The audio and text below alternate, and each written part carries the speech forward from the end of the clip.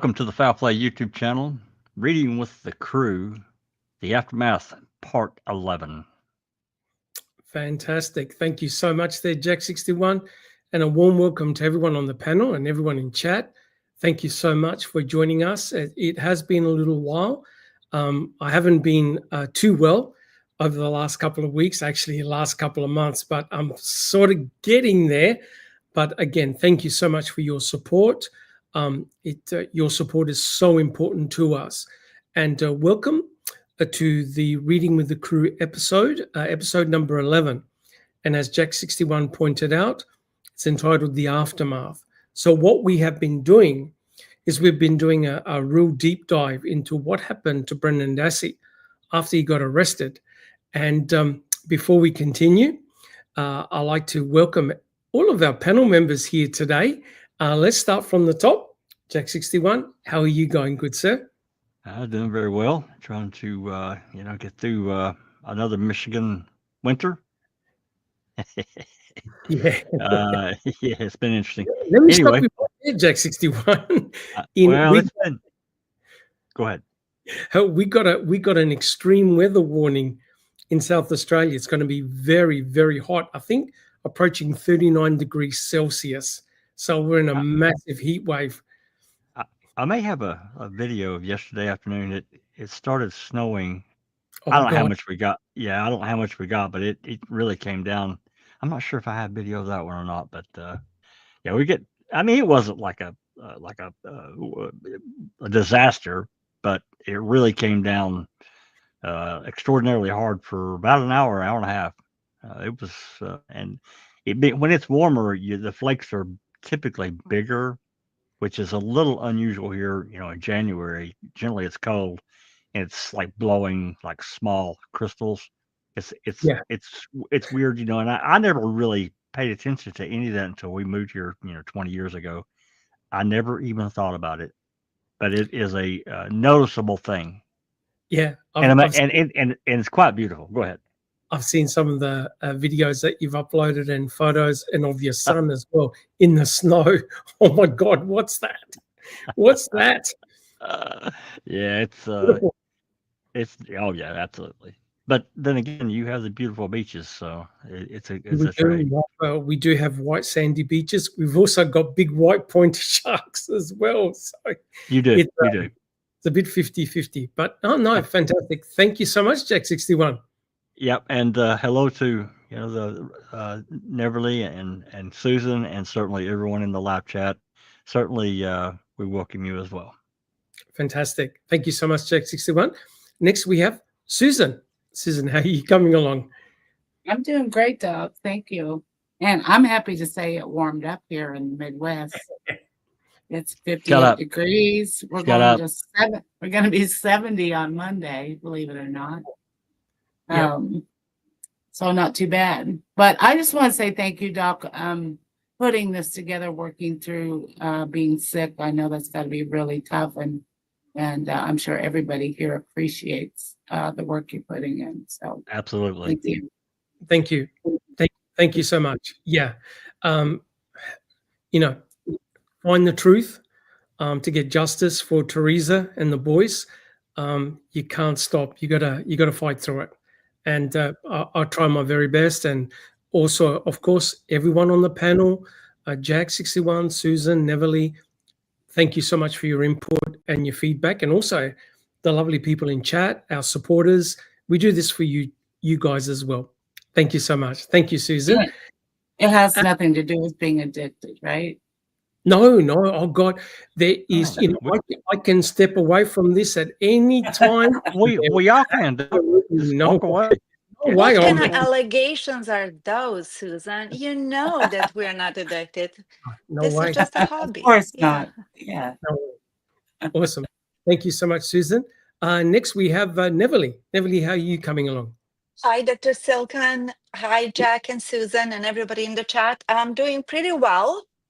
Busy, you know how it is. Happy New Year to everybody if I haven't seen you or talked to you. But all big picture, all is well. All is well. Yeah. Fantastic. Thank you so much. Okay, guys. Well, look, let's make a start. Let's don't waste any time. If we can have the very first slide, Jack 61. Just one more thing, Dr. Silkman. In the chat, I will be under foul play. If you have any questions, please put Q before it and we will address it maybe as we go along, but most likely in the Q&A section at the end. Thank you. Awesome. Thank you so much. And again, guys, welcome. Whichever listening platform you're on, thank you very much for your support. We read all of your comments and we appreciate your feedback. We're not perfect. We try the best that we can. All right, guys. Well, as Jack 61 pointed out, this is episode 11. This one is going to be a real crazy episode. It's entitled, We Need to Know Everything. And what we're going to present to you guys today is something that no one on the panel has seen before. What we didn't realize is that there is a new self-interview form that Brendan filled out for Michael O'Kelly. And it just got released last year. And we'll talk about that when the documents were dumped by the state. And so we're going to go through that. And there's some really, really weird things about that. Again, guys, thank you so much for your support. We continue the series. We look for the truth, good, bad, or otherwise. If you have any questions, guys, as Neverly pointed out, put a Q and we'll answer your questions at the end of the podcast. The only thing that we ask is, guys, please be civil in your chat. Members of the family may appear in chat. Please show your respect. Jack 61, if we can have the first slide, please. All right, so what I want to do is just spend a little bit of time on this slide here. Now, I know that we have a lot of new people to the case, a lot of old timers who know the case better than what we do, but occasionally we get new people. So as you know, the Foul Play team has done a massive deep dive into Brendan Dassey. We've left no stone unturned. We've gone back through the literature, we've gone back through official documents, and we presented everything that we could get our hands on. The only thing that we have not reported on are the telephone calls that Brendan did to his family. We were asked several years ago, and Jack 61, Susan, and Neville, you'll back me up, we were asked not to publish them by Nyrider and also by Brendan himself. And we honored that request. And trust me, it's been very frustrating that we can't comment on a lot of those phone calls. We'd love to. However, some phone calls have been published and we will be addressing those later on. But this case involving Brendan Dassey, who was 16 at the time, is a case of utter tragedy. There's nothing good. There's nothing to be garnished from this case. It really is tragic in many, many circumstances. It's also, and the guys on the panel and also you guys in chat, you'll back me up on this, that it's been very, very hard to research. Why? Because there's so much material involving Brendan.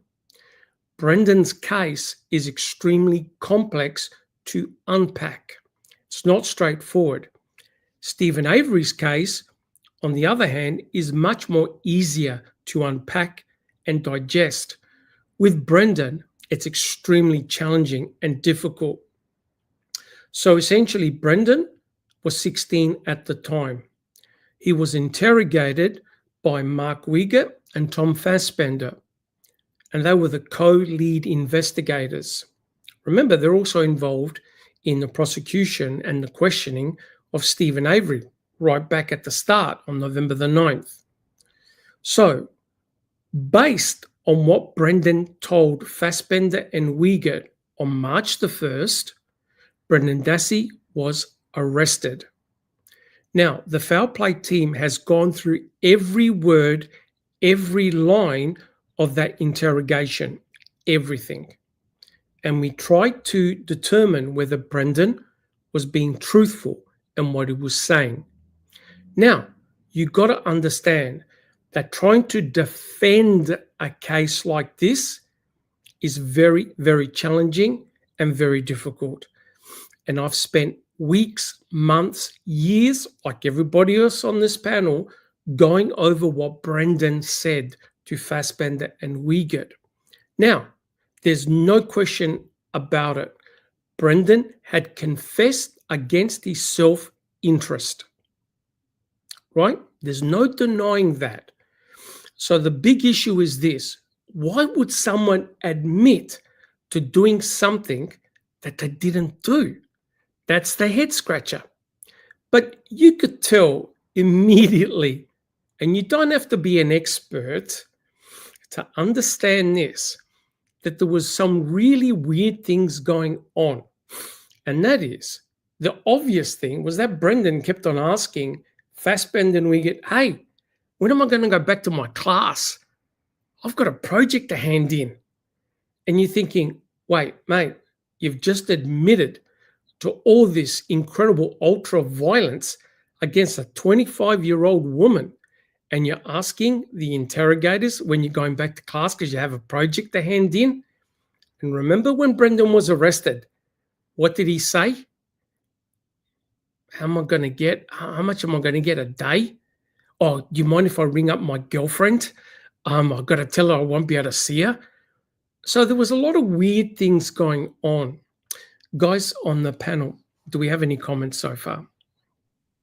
Well, suppose Brendan was the conspirator. He actually did what Mr. Kratz said he did, which we all think that it's all bullshit. He would have been really a severe case of mental illness person. To be so like a true sociopath, psychopath, whatever you want to call it, like a serial killer almost material. At 16 years old. At 16 years old. To do what he did, what they say he did, allegedly, and to go through all these hours with two vipers, Wiegert and Fassbender, and to say then, oh, well, I got to go back to class. Correct. And Susan. And to go for 3 months afterward without changing his behavior or, being basically the Correct. kid he was. Correct. The trust me, Jack 61, Neverly, Susan, we've seen all the arguments. We've read all the reports. We've seen all the comments. And it's amazing how divided the community is regarding Brendan Dassey and also Stephen, but very much on Brendan. There are those that consider him to be guilty, 100%, no sympathy whatsoever. And there are others that believe he's 100% innocent. I believe everyone on this panel is of the latter. We believe in Brendan's innocence. But why do we do that? Why do we say that? Well, this case is extremely complex. Oh, do we have a comment by ACV? Yeah, I thought that was an interesting comment. They thought that their job was to manage a plea agreement. Kaczynski just assumed that he was guilty, and I can't get too far around that comment. And of course, we know that, and we've talked about it even during this series, podcast series, that this was what Kaczynski and O'Kelly were trying to force Brendan to do, to extort some words out of him. And, that was right up their alley with what, Kratz and Fallon and Gahn wanted. They wanted that plea agreement so he could testify at trial against Avery. Excellent summation, Jack 61. And yes, you're correct. At Foul Play with the Reading with the Crew podcast, we've gone through this in vast detail. So the reason why this case is so complex. Sorry, Susan, did you have a comment? Oh, I was just going to say, I think that the press conference had a lot to do with that. It influenced a lot of people, changed their minds. And, I'm sure Kaczynski being one of them. Yes, 100% correct. Jack 61, did you have a comment? Well, we'll never know entirely what all Kratz said to Kaczynski after Ralph Saginski left the case. We'll never know entirely what Kratz said to him, but I can only imagine you need to get a plea deal from this guy. He's guilty. They did it. Blah blah blah. I'll give you whatever help you need. Correct. Now, the reason why this case is so tragic, and the guys on the panel have already alluded to it, and also people in chat, thank you. The fact that when Brendan Dassey was appointed, eventually he's a new attorney, Len Kaczynski. Kaczynski then hired Michael O'Kelly. And the reason why Kaczynski hired Michael O'Kelly, because Brendan Dassey said, I'm innocent. I did not do any of this. I want to take a polygraph test.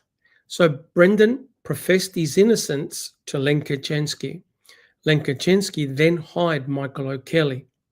But there's one big problem, guys. Both Kaczynski and O'Kelly believed in the total guilt of their client. Under no circumstances did either Kaczynski or O'Kelly ever consider a false confession. And this has been a huge amount of debate regarding false confessions. Now, I want to say straight up front, no one on this panel here is an expert on police interrogation techniques and on the read techniques and how it can solicit a false confession in a child like Brendan Dassey. None of us are experts here. We have read all the commentary, we've read all the reports, but we're not experts. We provide our opinions. Opinions are not fact. However, and Jack 61 knows where I'm going here. Fortunately, we have the 2010 post-conviction hearings for Brendan Dassey, right, Jack 61? We've got them in our library. Pure gold. If you want to find out the machinations of what happened in the background, you must read the 2010 post-conviction hearings, because it was discovered that Kaczynski and O'Kelly were working not for Brendan, but were actually working actively for the state. And as someone pointed out in chat, the purpose of all this shenanigans that was happening in the background, in other words, they believed that their client was dead set guilty from the start. None of them had ever thought of a false confession. They were working to organize a plea deal. So what they wanted was to organize a plea arrangement for Brendan to testify against his uncle and for them to be lenient on Brendan. So that meant that Brendan could have received 25 years in prison and then released. But Brendan and his family have been extensively criticized because they did not take the plea deal. Now, this is a hard one. If you haven't committed these crimes, would you admit that you had committed these crimes to get 20 to 25 years in prison? So ask yourself in chat, would you do that? Would you actually say, yes, I committed all this ultra violence. There's no need for me to repeat what happened to Teresa. Everyone knows. Yes, I committed all this ultra violence. I'll testify against my uncle and spare me 20, 25 years, right? So in the chat, say whether you would agree to a plea deal. So Brendan, of course, did not accept that plea deal. And as a consequence, the letter of the law fell on him super hard. He's now in prison to at least 2048 and maybe even in prison longer, because he stood his ground. He said, I did not do these things. He started to recant. And as a consequence of that, of recanting, right, the state did not believe him. So guys, you must understand where the irony of this is. The judge that presided over the 2010 post-conviction hearings was Judge Fox, the very judge that was the judge in the Brendan Dassey trial. So it was really the fox guarding the henhouse, pardon the pun. It was a disaster, right? There is no way that Judge Fox was going to say, oh, what Kaczynski did and O'Kelly did was nefarious against their client. But clearly it was. But guys, it gets worse. Remember how I said that we're not a professional?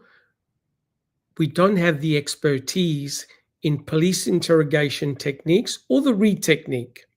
However, in the post-conviction hearings, there was an expert in police interrogation techniques and also the re technique. This guy had years of training and experience, and his name was Professor Richard Leo. Jack 61, you heard of that guy's name? Professor Richard Leo? Oh, yeah, I most certainly have. Yep. And you know, Doc, just to add into talking about this time frame, a lot of the new people may not know at all. In June of 2009, basically 7 months prior to these hearings, there were 2 ex parte hearings with O'Kelly. It took the defense basically 18 months to run this guy down because he kept dodging them. They couldn't find him because they were wanting material Yes. that he had absconded with. Yes. That he did. So if you're going to talk about that, I'll shut up. No, anyway, no. I wanted to mention those 2 ex parte hearings because we were able to get one. They won't let me have the other one. Believe it or not, here we are 15, 16 years later. It's still sealed, and they will not let me have it. I've tried 2 times. Yep. They won't let. We don't know what got said in that ex parte hearing with O'Kelly. That first one, we got the second one, and even part of that has been redacted. They yanked 3 pages out of that. Yep. They won't let me have. Yep. Which is very, very interesting because we got to Brendan's brand new self-interview form that we had never seen before. There are redactions in it and pages missing. I didn't answer this. No ACV. He didn't go on the lam. What Nyrider, Drizzen, and Dvorak were doing, they were calling, sending emails, I think even registered letters or whatever to try to get this guy to, get this these videotapes and audio tapes and whatever material that he absconded with when he was doing all this shit to Brendan. This guy, what he did to that kid, I'm sorry. I've said this before. I'm not a violent guy, but this guy needed to trip out back for a little serious talk. It's just criminal. He was hunted down by Dvorak, who had to hand him a subpoena. That's right. But the disaster is that, and we're going to talk about it, O'Kelly lost a lot of the material. And I have a feeling that the material would have probably landed him in prison for what he did. Probably. Yeah. So here's the upshot of why Brendan Dassey is such a complex character. No one could work him out. Neverly, do you see the slide? I do. Are you able to read Ken Kratz's quote? It's in the top under Kratz. This is what Kratz wrote about Brendan in his book. Do you want to read it out? Sure. I didn't know if he was a psychopath, mentally ill, an accomplished liar, or just dumb as a post. Okay. Guys, does anyone have any comments? And in chat? I want to strangle him. I want to strangle Kratz. Oh. I want to bitch slap him across the room.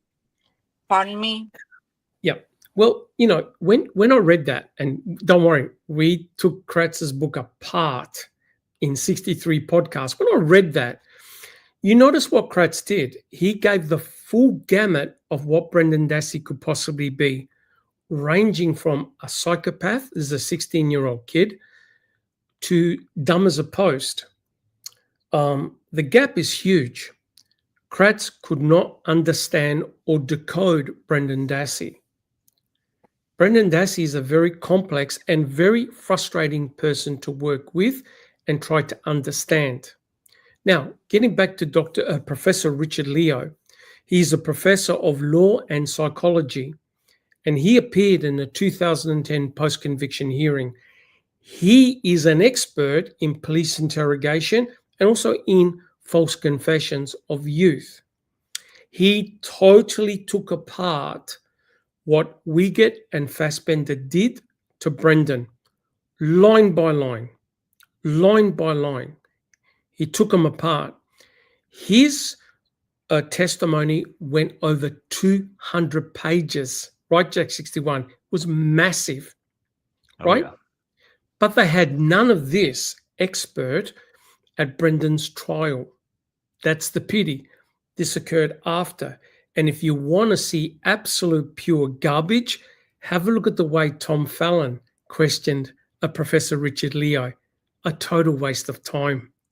You've got to understand, guys, on the panel and in chat, under no circumstances did anyone believe that Brendan had falsely confessed. They all believed in what he said. Why? Because Brendan confessed against his self-interest. He's a 16-year-old kid, and they took him to his word. But there are two issues. You can't hide it.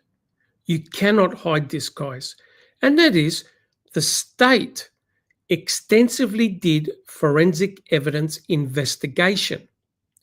They looked at Stephen Avery's trailer extensively, his garage extensively, the RAV4 extensively, and Brendan Dassey's clothes extensively. Hundreds of tests were done. Tell me, guys, and on the panel, did the state find any forensic evidence that linked Brendan to Teresa or her RAV4? No. Nothing. Zero. Hey, welcome, Sunshine. I think you're muted. I think Hey, she's Christina. Hello, hello, hello, everyone. Greetings. How are you coming along? Oh, I'm good. I'm good. I was excited. I wasn't sure if there was going to be one this week, and logged on YouTube and saw that y'all were live, and I was like, "Yay!" And then it took me a few minutes to get on, so I'm glad I'm here. Yep, fantastic. Thank you for joining us. So, getting back, Dr. Richard Leo was saying that Brendan's case is a very, very difficult one to reverse. Why? Because Brendan had confessed. And he confessed, the state is saying, well, he confessed against his self-interest. Why would a kid confess and potentially land themselves in jail until they die, right? And Richard Leo went through everything, what Fassbender and Wiegert did wrong, and he looked at Brendan as a child and the way he responded and the way the questions were asked to Brendan. Brilliant. Now, the reason why it's so difficult to reverse is that the state will argue, well, the kid confessed. Now, Richard Leo said, Professor Leo said, well, the one way you can determine whether there's any veracity in what Brendan said is, hey, look at the forensic evidence. Does the forensic evidence back up what Brendan is saying? Can you prove his narrative? Guys, let's go up and down the panel. Did the state corroborate what Brendan told Fassbender and Wiegert? Jack 61. None of it. Susan. No. Neverly. Negative. Sunshine Christina. Not one bit. None. But what is scary, and you've seen it, the state don't actually care. The state do not care that there's no forensic evidence, right? They do not care whatsoever. All right. But here is where it gets really complex. And that is that when Kaczynski was finally booted out with O'Kelly, the damage was done. The damage already was done. Mark Fremgen and Edelstein, who represented Brendan during the trial, they were unaware what Kaczynski and O'Kelly were doing to assist the state. I was shocked. Fremgen said, we had no idea that this was going on in the background of what O'Kelly was doing. Jack 61. Well, that's right. And when I read these hearings the first time, my jaw was literally on the floor. And this is why, just briefly, this is why it's so extraordinary that if Fox didn't know, and I can only assume that he didn't, because if he knew in 2007 what these guys had done and he didn't react to it, I don't know if he'd face prison, but it certainly would have gotten, I think, the robe taken away. But he found out in 2010, January of 2010, and he still didn't react. He didn't react to it. No. The argument is this. Well, you actually got rid of Kaczynski and O'Kelly. They didn't represent you in trial. Therefore, I don't want to know about it. Too bad. I don't want to know about it. Fremgen, on the flip side, said, well, wait a minute. Had I known what Kaczynski and O'Kelly were doing, I would have modified my motions to suppress. If I knew what was going on, my motions to suppress the statements would have been different. Why? Think about this. O'Kelly had questioned Brendan on May the 12th. Remember, they did the self-interview form. O'Kelly said, and we're going to go through it word by word. O'Kelly rang up Fassbender and said, oh, my client wants to talk to you. One day after, on May the 13th. Hence, Brendan was re-interrogated again on May the 13th by Wiggett and Fassbender. Without his lawyer. Without the lawyer being present. Now, Fremgen goes, oh, wait a minute. What happened during that interrogation on May the 13th? Oh, Wiggett and Fassbender convinced Brendan to phone his mum. Oh, okay. And you played parts of that May 13th phone call in court, correct? Yes. Well, I would have argued that it was unethical and illegal for Brendan to have been questioned without his attorney being present, which meant I would have suppressed May 13th and I would have suppressed the fruits of that, the phone call, or to got rid of all of that. And I would have argued for the suppression of the March 1st interrogation statements like Judge Duffin did. You get it? So Fremgen was totally in the dark of what Kaczynski and O'Kelly were doing, Check 61. That's right. And, again, for the newer people, this whole meeting that O'Kelly had with Brendan on the 12th, that was all prearranged. They've been talking about this for about a week. Yes. O'Kelly and Kaczynski. We found that out too. So this was premeditated. Correct. Like, you talk about premeditated murder, first degree. This was a complete premeditation and setup on Brendan. That's my opinion. I'm not asking anybody to agree with me. It was 100% accurate. So Fremgen, when he and Edelstein took over, they had no idea. They were in a vacuum. The damage had already been done. You must understand, and everyone in chat, Brendan Dassey was doomed the moment Kaczynski and O'Kelly took over. The damage was done. Fremgen and Edelstein could not reverse that damage. Kratz and Fallon and Garn were simply waiting for the obvious to take place. Now, we can start the podcast I've got a little clip. I want you to, Jack 61, have you got the clip? I want you guys to listen to what Kaczynski says. It's very, very important. You got that clip for Jack 61? I do. We might have to play it twice. Have a listen to what Kaczynski says. It's not very long. All right, it's going to start playing as soon as it hits the stage. Here we go. You want to get out and have a family someday? That means you have to cooperate with me and help me work with you. When the investigator O'Kelly talked to Dassey shortly after the motion to suppress was denied, that was all for our own internal use. It wasn't something that we taped and was going to turn over to the prosecution. You want to play that Liar. again? You want to play that Liar. Do you want to get out and have a family someday? If that's not a threat, I don't know what is. You want to have a family? You want to be in prison for 90 years? Yep. I think that's what he said to him. Yes. Eventually. Yes. Yes, that's coercion also, pretty much. It is. All right, I'll play the rest of it.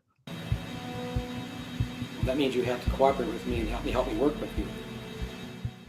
When the investigator O'Kelly talked to Dassey shortly after the motion to suppress was denied, that was all for our own internal use. It wasn't something that we taped and was going to turn over to the prosecution. You're such a liar.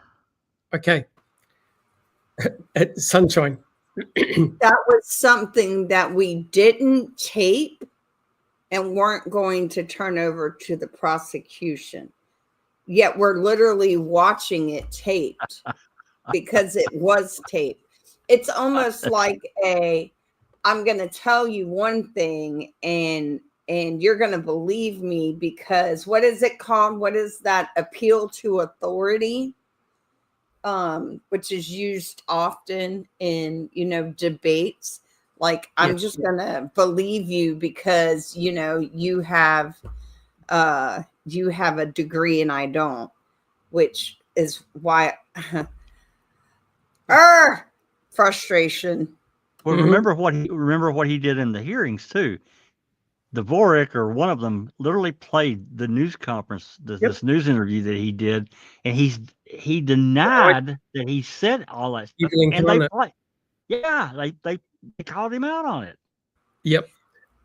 So I'm just going to interject what O'Kelly's slogan was on the LLC he created for this case. The truth is but a chameleon within our words. And I don't know why that phrase just really is something that I cannot let go of. I'm like a dog with a bone with that. But I feel like it summarizes what they did with Brendan.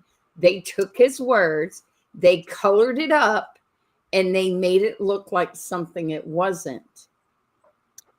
Correct. O'Kelly was a charlatan, an absolute charlatan. And if you look at the 2010 post-conviction hearings, Kaczynski was unaware that O'Kelly had taped that meeting between him and Brendan. O'Kelly never saw it. Can you believe this? The attorney of Brendan never saw that taped interview. But remember when O'Kelly had finished the interview with Brendan on May the 12th, what did O'Kelly do in the room? He actually phoned Fassbender. Guys, we've got the DCI report and we're going to go over it. Now, notice what Kaczynski said. All of this was meant to be internal, which meant it was never meant to be turned over to anyone. Guys, would you agree? That's what Kaczynski said. Agree? Absolutely. That's what he said. Yep. It was only meant to be for our purposes. We're not meant to be giving it to anybody. Have a look at what this DCI report says. Jack 61, Sunshine Christina, do you have a comment? I was just going to say, that's what they said, like Susan said. Do I believe they actually, either one of them meant it? I'm on the fence with Kaczynski, only because I value your researching abilities. I don't value his integrity. Yes. In actual fact, it's here in black and white. It's here in black and white and in an email, which we're going to read. So once O'Kelly had finished speaking with Brendan, he phoned Fassbender. Fassbender wrote a DCI report. Jack 61, did we have this report previously, or is this a new release that was in the new dump? Just a second, I can tell you. It's 277. Let's see. Let's check. Okay, It'll be interesting. Yeah, I got about 5 folders I have to open first, Doc. I apologize. No. We could check. We could check that out after. We No, can check. I'm almost there. Okay, awesome. So what we're going to do is we're going to break this up. We're going to read a paragraph each. This is what Fassbender wrote as a concept. We did have it. We did? Okay. This is what Fassbender wrote after O'Kelly had phoned him. Let's go down the panel. Let's read a paragraph each. Jack 61, do you see the slide, sir? Oh, yeah. Okay, let's go for it. All right. This is the same day that O'Kelly spoke to Brendan. On Friday, May 12, 2006 at 8:33 p.m., Special Agent Fassbender received a telephone call on his cell phone from Mike O'Kelly, private investigator for attorney Lynn Kaczynski. O'Kelly advised that Brendan Dassey wanted to speak with Fassbender, but that Dassey wanted to watch a movie that night and would speak with Fassbender the following morning. Fassbender advised O'Kelly that Fassbender needed to speak with Dassey's attorney Kaczynski, to confirm that he was aware of Brendan's desire to speak with Fassbender, and it was authorized by him. Fassbender asked O'Kelly to have attorney Kaczynski call Fassbender, and O'Kelly agreed to do so. Susan? At 8:36 p.m., Fassbender received a telephone call from attorney Kaczynski. Attorney Kaczynski said his client, Brendan Dassey, wanted to speak with Fassbender and Wiegert of the Calumet County Sheriff's Department, and he wanted to do that on Saturday morning, May 13th, 2006. Attorney Kaczynski advised it had to do with filling in some gaps and such. Notice that call is 3 minutes later. So this wasn't planned. No, Bullshit. It was boom, boom, boom, boom, boom, because we read the transcript out. It was gunfire. All right, we'll just wait for the next page to come up. And so clearly, if it only took 3 minutes for O'Kelly to call Kaczynski, relay what needed to be done, and Kaczynski to call Fassbender, he had to have some prior knowledge of what had taken place. Absolutely. That's why I said it was planned. There's no doubt in my mind, completely planned. Yes. So, because as an attorney, I mean, we've all had conversations with attorneys. They ask a lot of questions about anything before they do anything. Correct. And you'll see that there was a barrage of emails in the background, right? And you'll see that Fremgen was unaware of those email exchanges. So I'll continue reading. S.A. Fassbender asked if Attorney Kaczynski had spoken with Brendan about this, and Attorney Kaczynski advised he had, and that Brendan wanted to speak with the investigators. Attorney Kaczynski agreed to email S.A. Fassbender written confirmation of such.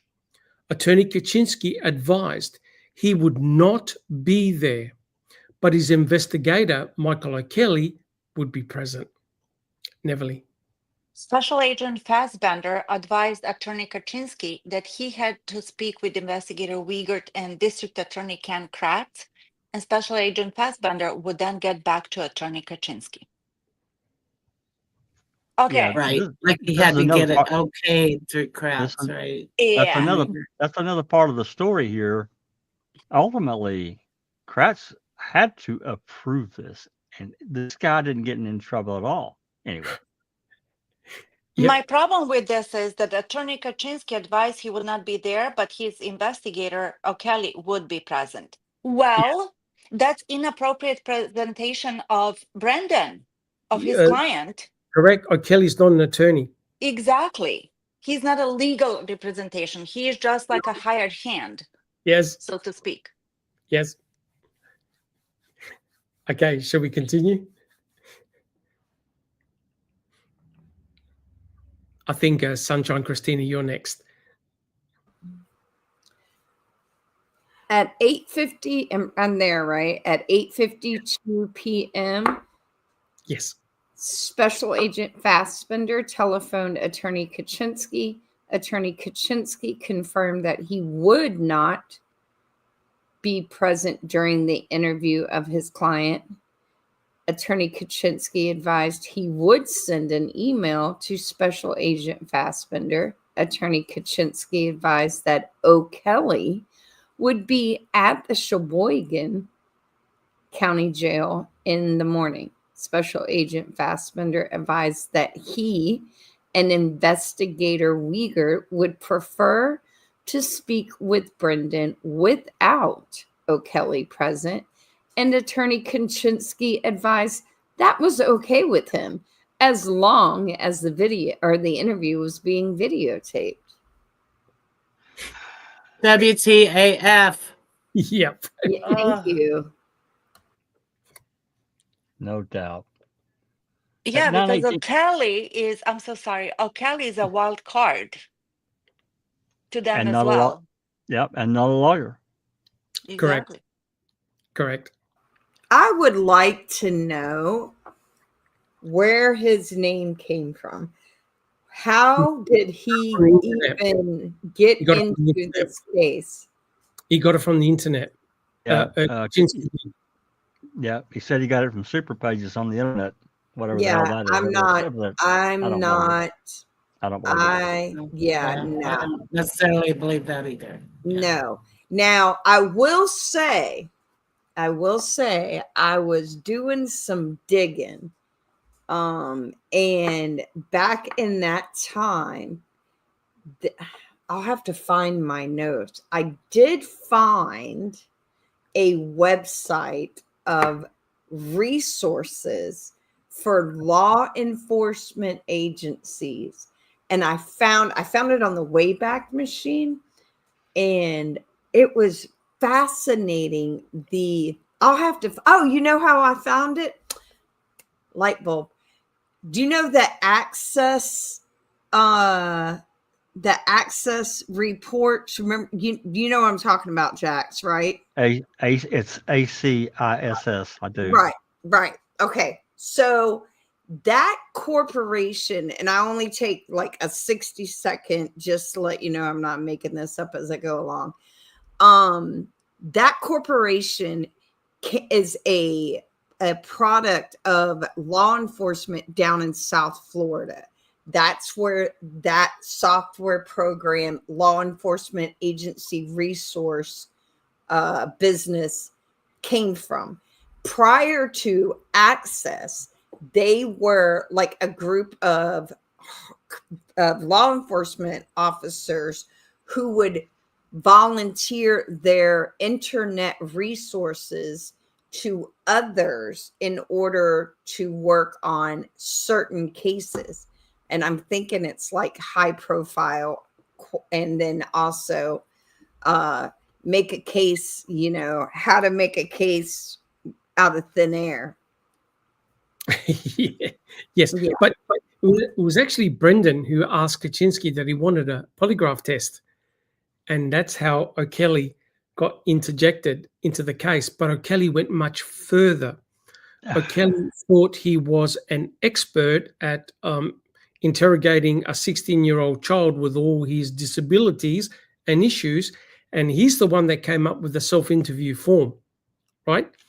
And a lot of this was occurring without the knowledge of Kaczynski. But if you notice what Kaczynski said in that clip, this was all meant to be internal. It was not meant to go out anywhere. Here is a report debunking everything. Jack 61, would you like to continue the reading? Yeah. Yeah. Okay. At 9:18. Yes. At 9:18 p.m., Fassbender received a telephone call from O'Kelly, but the call was dropped. At 9:19 p.m., Fassbender received another telephone call from O'Kelly. O'Kelly advised that he would be at the sheriff's department in the morning. Fassbender told O'Kelly that he and Investigator Wiegert would prefer to interview Brendan without O'Kelly being present, and advised that Attorney Kaczynski said that would be okay. O'Kelly advised he wanted to tell Fassbender some of the information Brendan had provided, but because of a bad connection, Fassbender could not understand what O'Kelly was saying. Fassbender heard something about Teresa's hands being tied to the bed with a rope and legs shackled to the bed, and that Steve watched, next page, Yeah, continue. Steve watched Brendan have sex with Teresa, and that Steve carried Teresa to the garage when both of them stabbed her. I'm sorry, where both of them stabbed her, and that is all Fassbender could understand. Fassbender told O'Kelly that he and Investigator Weir would be in the Sheboygan County Jail at 8:30 a.m. Saturday morning. Telephone contact was then concluded. On that same evening, at about 9:19 p.m., Fassbender received an email from Attorney Kaczynski, wherein he confirmed that Fassbender and Wiegert may re-interview Brendan Dassey on Saturday at the Sheboygan County Juvenile Detention Center. He also authorized O'Kelly to brief Fassbender and Wiegert prior to the interview and to provide any copies of his work product. Ha ha ha ha! Liar, you're caught. You got caught. You got caught, right? And this is a report written by Fassbender, right? So you obviously know on May 12th, he got Brendan to fill out that self-interview form, and we've got the transcript of what O'Kelly, and he videotaped it. So basically, he's saying Kaczynski is giving permission for O'Kelly to hand over his work product. Are you trying to tell me that that isn't assisting the estate? This is 100%. Absolutely. Client privileged conversations and material handed directly over to the co-lead investigators with Kratz in the background knowing exactly what's going on. Do you see any conflict of interest there, guys? It's major. Kratz knew that this was completely shady. There's a no lawyer, hand over everything we have on our client to the state. So Correct. You can, well, again, try to force it into an extortion deal. Yep. 100%. Hey, I did want to give a shout out here. Can't thank you enough for your generosity. Wow. Thank you so much. It's really kind of you to do that. That is fantastic. Thank you so much. Much appreciated. Awesome. All right. Who's next? Am I next? Susan, yes, have you? Doc. Okay, yes, so you're next. I think it's 2E. That's it. On Saturday, May 13th, 2006, at about 8:48 a.m., S.A. Fassbender and Investigator Wiegert interviewed Brendan Dassey at the Sheboygan County Sheriff's Department. The interview was both audio and video recorded. At the conclusion of the interview, Investigator Wiegert took possession of the tapes. Investigator Wiegert will prepare a report and have the audio portion of the recording transcribed. Neverly? Electronically attached to this supplemental report is a copy of the email sent by Attorney Kaczynski and a copy of the constitutional rights form signed by Brendan prior to this interview. And copies will be submitted to DCIR. Okay, so you can clearly see that what Kaczynski had set up was another interview with Fassbender and Wiegert without the presence of Brendan's attorney, Kaczynski. And what you saw in that report is that Fassbender and Wiegert did not want O'Kelly in the room. He wanted O'Kelly out of the room and to just observe. Therefore, Fassbender and Wiegert had a free go at Brendan Dassey without an attorney present to advise him. No adult present. Kaczynski was not there. O'Kelly was behind through a two-way mirror and never stepped in the room.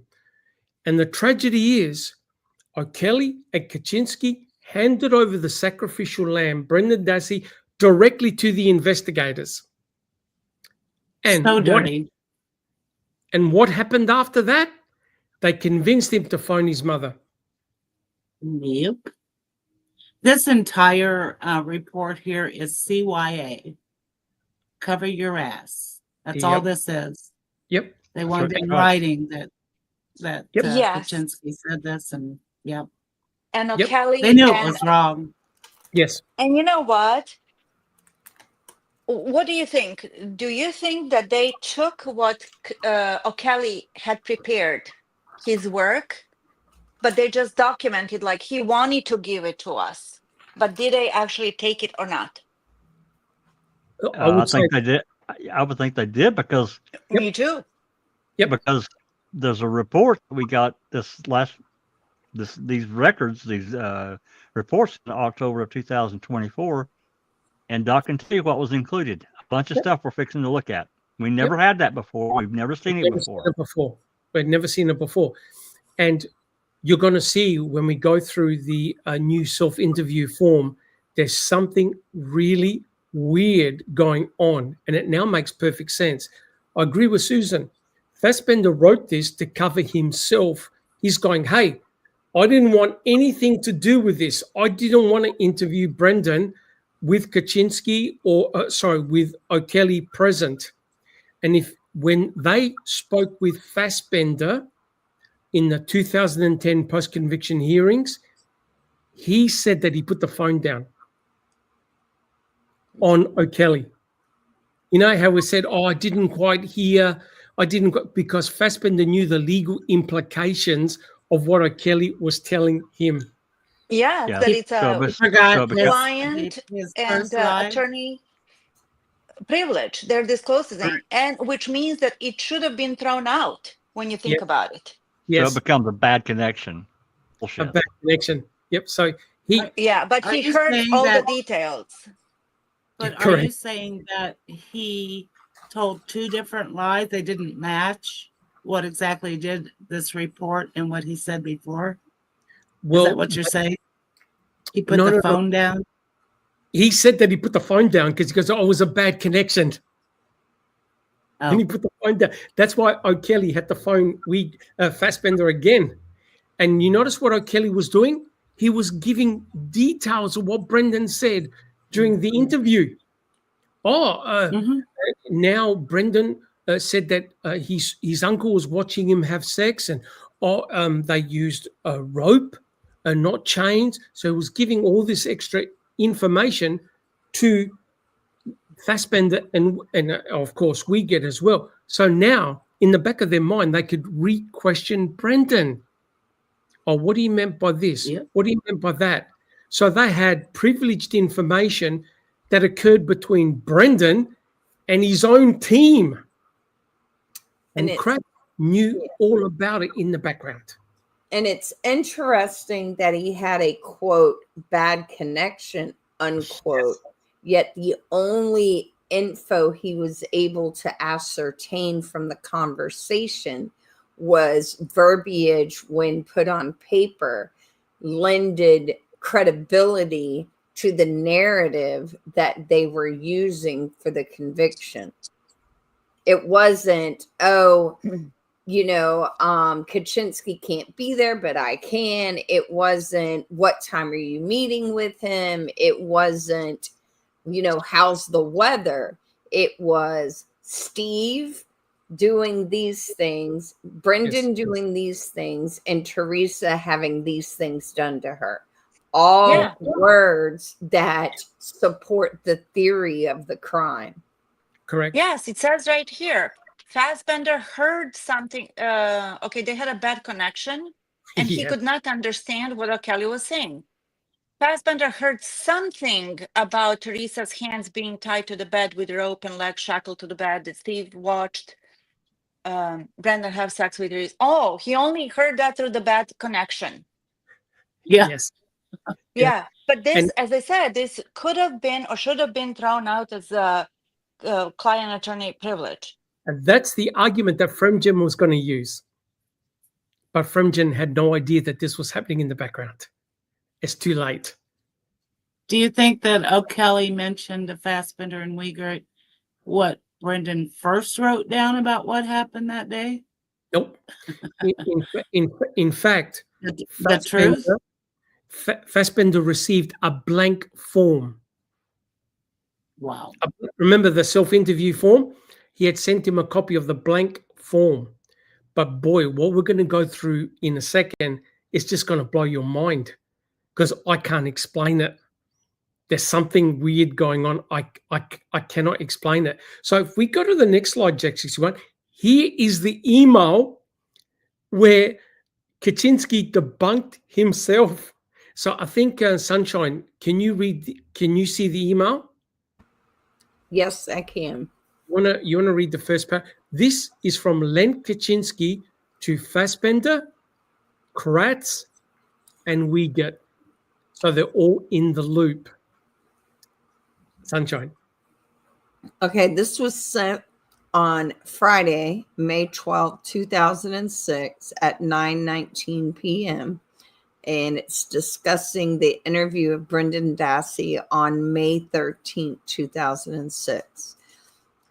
Tom, this confirms that you and investigator Wiegert may re-interview Brendan Dassey tomorrow at the Sheboygan County Juvenile Detention Center regarding the offenses he is charged with in Manitowoc County, case number 06CF88, and related matters. No consideration is being offered by the state for this additional information at this time. Brendan has personally authorized this interview in a discussion with me. The interview may occur without my personal presence, as I have some military duties to attend to on May 13th, 2006. As I understand it, the interview will be videotaped at another facility.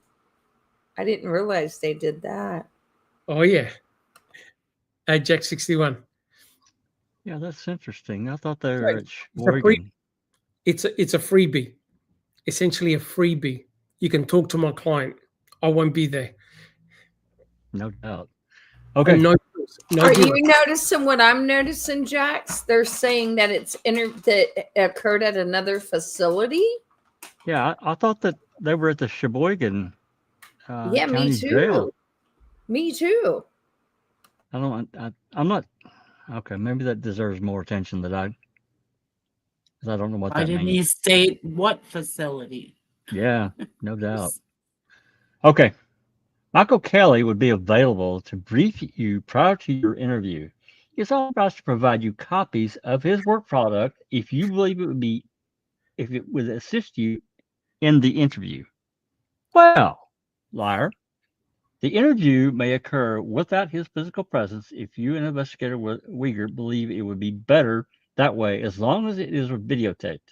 Please discuss with Mike on how you would like to proceed on this. Okay. So he debunked himself. He did. I understand that this interview will eventually be disclosed to Steve Avery's attorneys. I would request that I be notified prior to that occurring, and that it not occur until after I have an in-depth discussion with Brendan sometime early next week. Needless to say, this development will not be disclosed to anyone, particularly Avery's relatives, by either O'Kelly or me. I have also requested that Brendan not disclose it as well. So Oh, he wants to do this shady shit, pardon my French, and not allow the lawyers to have disclosure of it. Like, you Yes. need to hold this back. Don't tell anyone. I have seen a lot of cases. I have never seen a client that has an attorney be treated this way. Collusion. Once somebody has an attorney, they say nothing That's to prosecution. That's Nothing. it. It's over. Treated this way by their own defense By attorney. their Own own- defense. own- Yeah. yeah. And, Oh. And this, Fox ignored mean, it. Ignored this it. should have been thrown out right there. They should Right have there. let Brendan go. Yep, 100%. I But got such a question. So I've noticed that Fassbender has always referred to Stephen Avery as Steve. Okay, not Stephen, Steve. Do you? I thought Kaczynski always referred to him as Stephen. Do y'all see how it's worded in that email? Yep, Isn't that interesting? it is very interesting. So it's like Kaczynski was sent the verbiage of what the email needed to contain, and he just copy and pasted it. I think so. Yeah. Yep, Could be. because Kratz used to call him Uncle Steve. Uncle Steve, which is very interesting. But notice what they did. They want to do this in a silo.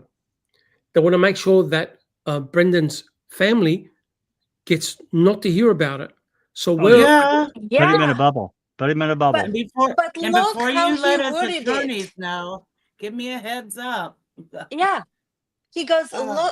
look how he worded it. He goes, particularly Avery's relatives. Really? Well, who's Avery relative? Why would they go to Chuck? Why would they go to the grandparents? He's talking about Barb.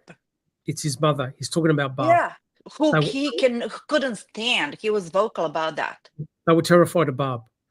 And they kept this from Barb as much as possible. So basically, they were going to present all of this to the family to say, hey, look, your son, he's admitted to this. He wants a plea deal.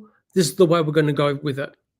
Right? And that's why his grandfather, Alan, was criticized. Remember the telephone call where his grandfather says, hey, if you haven't done this, don't admit to it because it's going to hurt both of you guys. And people interpreted it, they're going to sacrifice Brendan for Stephen. Right. Holy shit. If you didn't do it and Stephen didn't do it, why are you going to admit to all this ultra violence that, don't forget, even if he did a plea deal, Brendan Dassey will be out in 20 years, 25 years, but he's a registered sex offender. He And a admitted. felon. Plus he Yeah. does 20 years in prison or 25. Yes. I mean, Yes, and he's Yeah. admitted to murder. How is he going to walk the streets and say, oh, yeah, I did a plea deal, but I'm a rapist I'm and I'm a innocent. murderer? Yep, but I'm You innocent. know? Yeah, exactly right. Your life is over. Your life is over. So it's interesting that what they were trying to do is to insulate Brendan from his own family and to present Brendan as a sacrificial lamb straight to the front door of Mr. Kratz. Guys, I've never heard of this ever. no. It's strict collusion. And how Yeah. did it not get overturned on Because appeal? Fox said, yeah, but you got rid of Kaczynski and O'Kelly. They didn't represent you in court. Is that correct? Correct. Therefore, I don't want to know about it. That's how we did it. Yeah, it's Yeah. irrelevant. Yeah, But don't matter. Fremgen goes, wait a minute, Judge, if I'd known about all this, I would have amended my all my filings for motion to Right. suppress. for a motion to dismiss, for God's Motion sake. to dismiss. Right? So not only did Kaczynski and O'Kelly fuck up Brendan, but he fucked up Fremgen and Edelstein. They were doomed. They walked in there with bad cards. They had nowhere to go. And Kratz was just waiting for the judge to go, guilty, guilty, guilty. They were doomed. Do you see it? Yeah, that's why I've said for years that O'Kelly and Kaczynski destroyed Brendan. Yes. Within weeks, his case was done. Yes. Yes. Duke made a good point here. He says Giltridge will argue that Brendan was coerced by Stephen and his family, but deny the fact that Brendan was coerced by law enforcement. Correct. It's comical. Correct. Yeah. None the judges, none of them, Kratz, especially Fallon, Gahn, none of them could admit the possibility of a false confession. They could not, because otherwise the entire system would collapse. Jack 61, do you have a comment, sir? Well, they couldn't even hint at it, because if they, and that's why you hear Fallon say at trial, innocent people don't confess. Correct. And he knew coming out of his mouth that was a lie. He knew it was. Correct. Now, if we have a look at the next slide, this is brand new. This only came out last year, as Jack 61 said, right? We had never seen this before. So there was a document dump. Now, this is very interesting what it says, because no one has seen this before. And it's interesting. Why? Because if you look at the date that this DCI report was done, it's very close to when the post-conviction hearings of Brendan Dassey were on. And of course, they wanted to get as much information from Attorney Fremgen as possible. Now, whose turn is it next to read? Is it mine? Yes, but if you don't want to read, you have a lot going on, Dr. Silkman. There's 4 of us. I suggest that we split up among our 4. Oh, okay. What do you think? Okay. Yeah, okay. You want to read the top bit? Yeah, I will. You have a lot going on. Have I got the order right? Yes. Yep. Yeah. Never? Okay. Wisconsin Division of Criminal Investigation Case Report, October 11, 2024. On Tuesday, December 22nd, 2009, at approximately 2:45 p.m., Special Agent Kim Skrolinski contacted personnel at the Family Court Commissioner's office in Winnebago County and received copies of documents from Attorney Mark Fremgen, who is also the Family Court Commissioner. These documents were previously requested by Assistant Attorney General Tom Fallon and were related to Attorney Fremgen's client, Brendan Dassey, and Michael O'Kelly, the private investigator that Dassey's former attorney, Len Kaczynski, had hired during this investigation. Upon reviewing the documents, Special Agent Skrolinski noticed memos from Attorney Fremgen to the file, mail correspondence, and numerous pages of a self-interview, including drawings, that was completed by Dassey. Copies of these documents will be placed onto the case file. All right. Now, we've never seen these before. These are new. And what we're about to go through, I don't think anyone's analyzed a Jack 61. Do you know anyone who's done an analysis of this one? No. No. And I'm sorry. I have all kinds of questions about this DCI report. Here we are 2 years and, 6-7 months after Brendan's trial. And now we're all of a sudden interested in this defense attorney's, all this self-interview stuff. They hadn't seen it before, when we clearly just read about the work product that Kaczynski had said, hey, you can have everything. Yep. I got something fishy is with this, to me. Sorry, Sunshine, if I could just interrupt for a sec, interject for a sec. It means, guys, that we haven't got everything.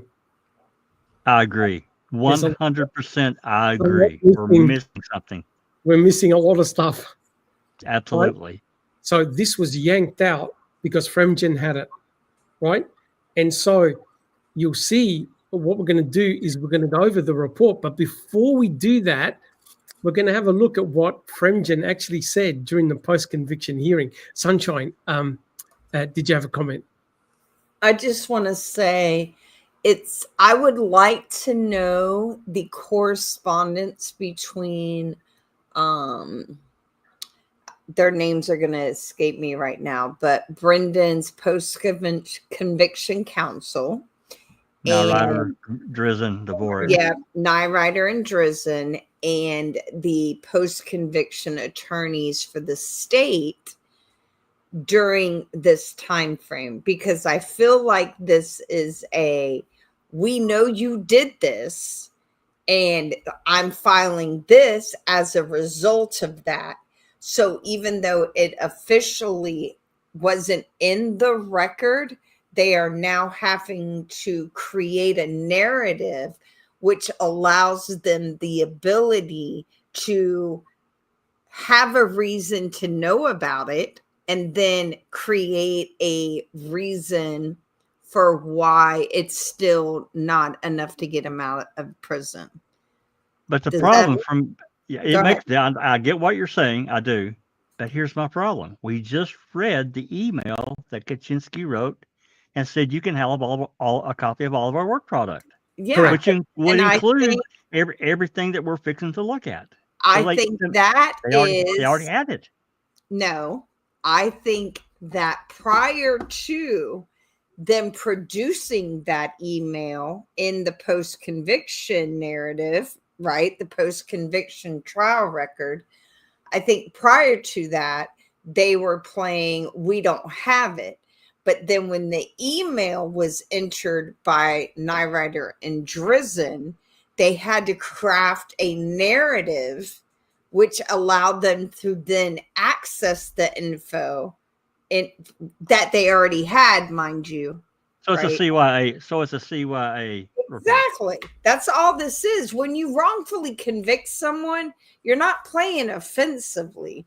You're playing defense. You're not playing to win the game. You're playing to not lose the game. So they're basically saying that they have copies of everything that O'Kelly claims to have lost. Of course. I think so. That's what Doc and I were talking about a minute ago. We're missing a whole pile, a whole box of shit that we can talk about later that O'Kelly absconded with. The videotapes, all this other stuff that we don't know about. I think they got a copy of all of it. Look at all the amazing events that has occurred in O'Kelly's life that he has used for excuses for why he can't produce work product. Yeah. Okay. That's just not normal for someone who is not trying to get caught. That's something that happens to people who are intentionally, being employed for the purposes that O'Kelly was employed for. That's right. The only difference is we're having a hard time recognizing that because in antiquity, these are supposed to be and I put air quotes, good guys around that. And we have been, we come from a society that has been raised to trust the police, to trust that if you don't commit a crime, this will never happen to you because we are the, quote, good guys. You made me think of a quote that Fallon said at trial, these good and decent gentlemen. Yes. and that's all this trial is. This entire case is words of trust us, trust us, trust us. Trust me, bro. But the evidence, that's right. But the evidence if you'll shut your ears, open your eyes and your brain, and you look at the evidence, it is abundantly clear that the quote, air quotes again, the quote, good guys in this case are the criminals. And the more that I learn about this case, the more that I recognize that you do not do things like what has been done to Brendan and Stephen unless you have done it and gotten away with it. Because this is ballsy shit here. Did you trust us? Don't use the canine. Don't talk about the canine. But the thing is this, right? Everyone's deflecting. Everyone's going, oh shit, all this stuff is now out in the open. But you got to remember, this is 2010 where all this stuff is coming out. And the document dump was done last year in 24, right? You got to remember that the jury heard none of this. The jury was completely unaware of all of this wheeling and dealing that was happening in the background. This was a gravy train for the state. This was a turkey shoot. Brendan was doomed. Brendan was doomed by his own attorney. By the time Fremgen and Edelstein got the case, it was all over. But have a look what Fremgen said in the 2010 post-conviction hearing, right? So if we have a look at the next one, Sunshine, are you happy to read the question, which is Drizzen? And Susan, are you happy to read the answer, which is Fremgen? Yes. So this is in the 2010 post-conviction hearing, Drizzen and Fremgen. Okay, so I am the attorney for Brendan, and I'm asking questions of his to Fremgen. You're attorney during his criminal prosecution. This is the 2010 post-conviction hearing. Okay. All right. Okay. And at the time that you made these decisions with regard to how to proceed with respect to the May statement, you believed you had every document to describe the events or every piece of information that had described the events that occurred on the weekend of May 12th. Yes. Okay. Have you recently discovered that that's not the case? Yes. What documents and what information did you not have prior to filing your motion to suppress the May statement? Well, what you provided to us, that there was a videotaped interview of Brendan by investigator Michael Kelly, who was working for or hired by attorney Kaczynski. Had you asked for any and all materials of the defense investigator in this case? I don't know if I asked specifically to attorney Kaczynski for that particular, all the investigative materials. When I received everything, including a packet from attorney Kaczynski that said investigation, in quotes, I assumed attorney Kaczynski's not going to withhold anything from me as Brendan's newly appointed defender. So I assumed I had everything. In that videotape statement on May 12th from Mr. O'Kelly was not among the materials he produced? No, it was not.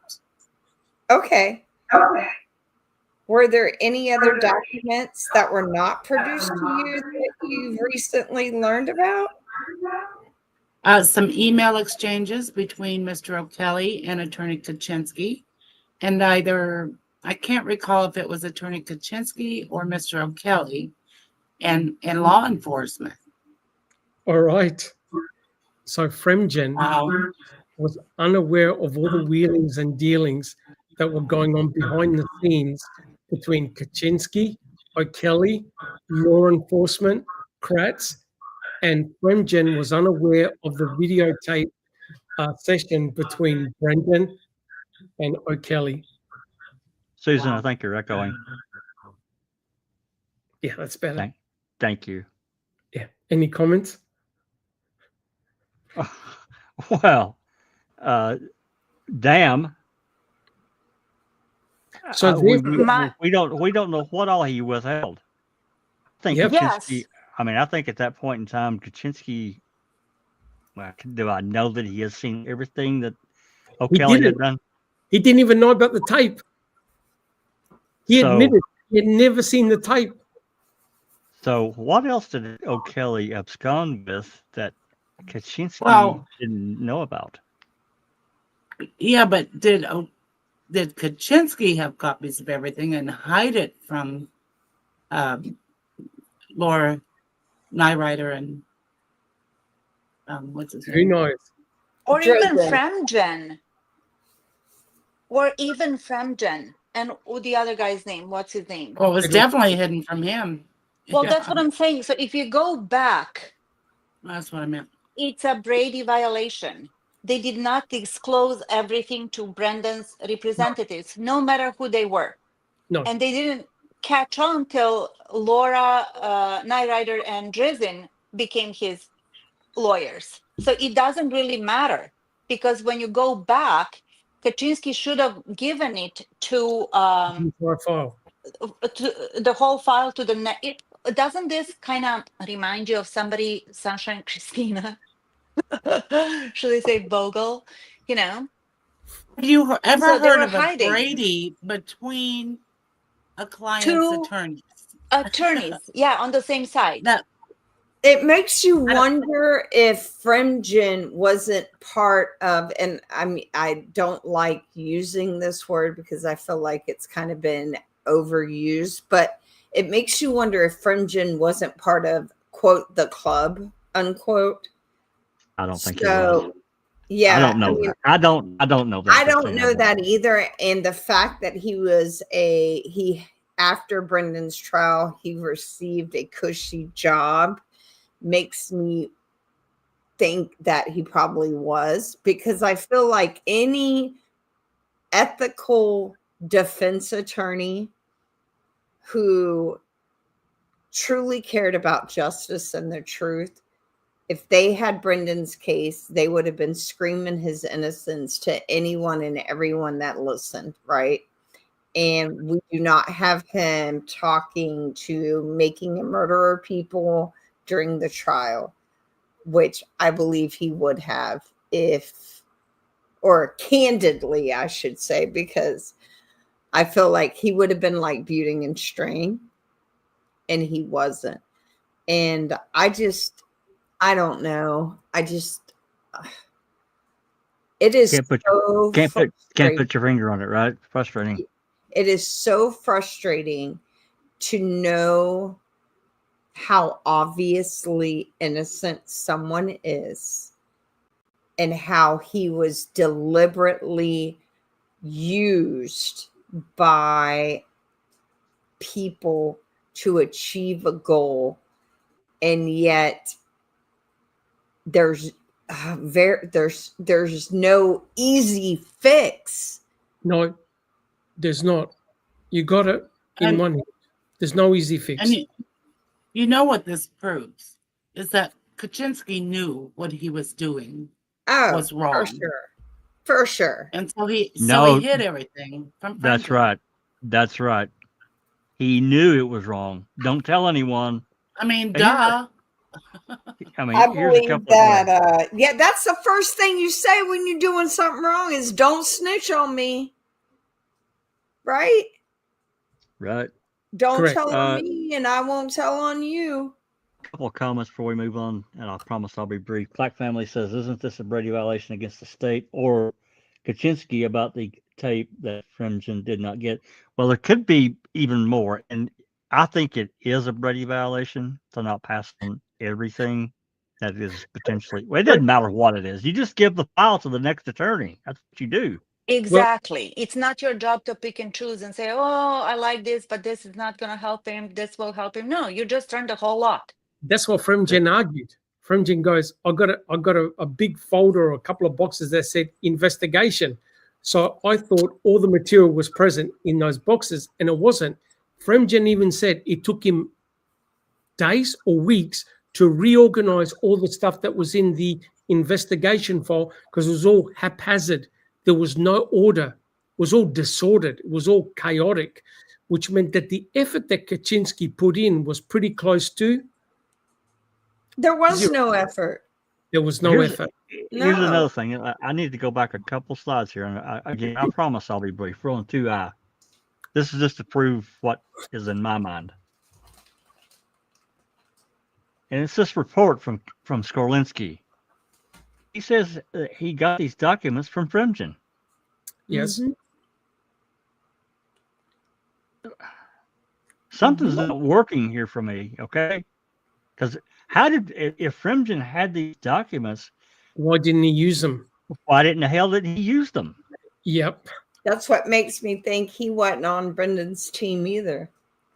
Well, I think he was, but how much was he on his team? Yeah. Enough to where he became the family court commissioner at the end of it. I don't know. I think he looks so much like Kratz. I can't take him serious. Yeah. Well, that Nyrider and Drism were claiming ineffective assistance of counsel. And Fremgen was going, mate, I didn't receive all the documents. I couldn't present my motions correctly. Right? So You know what that sounds like? I hate to say it. Actually, no, I don't. I actually enjoy to say it. What is a favorite acronym used by cops to say, "Oh, this is the number one excuse used by I don't recall. the hot toddy, right? The toddy defense. The other dude did it. It ain't me. It's him." You see how they're passing the buck? well, that's because they got exposed, Sunshine. The 2010 post-conviction hearings were very, very damaging because now, for the very first time, we saw the strategy unfold and what was occurring in the background. Fremgen and Edelstein were arguing, mate, we didn't receive all the documents. The Judge Fox was trying to put a lid on everything because Judge Fox was the presiding judge in Brendan Dassey's trial. So Judge Fox could not rule in favor of Brendan. Because imagine how bad that would be by saying, "Oh yeah, I think Fremgen and Edelstein, you were hamstrung because Brendan's previous attorney stuffed him up and didn't disclose all the information."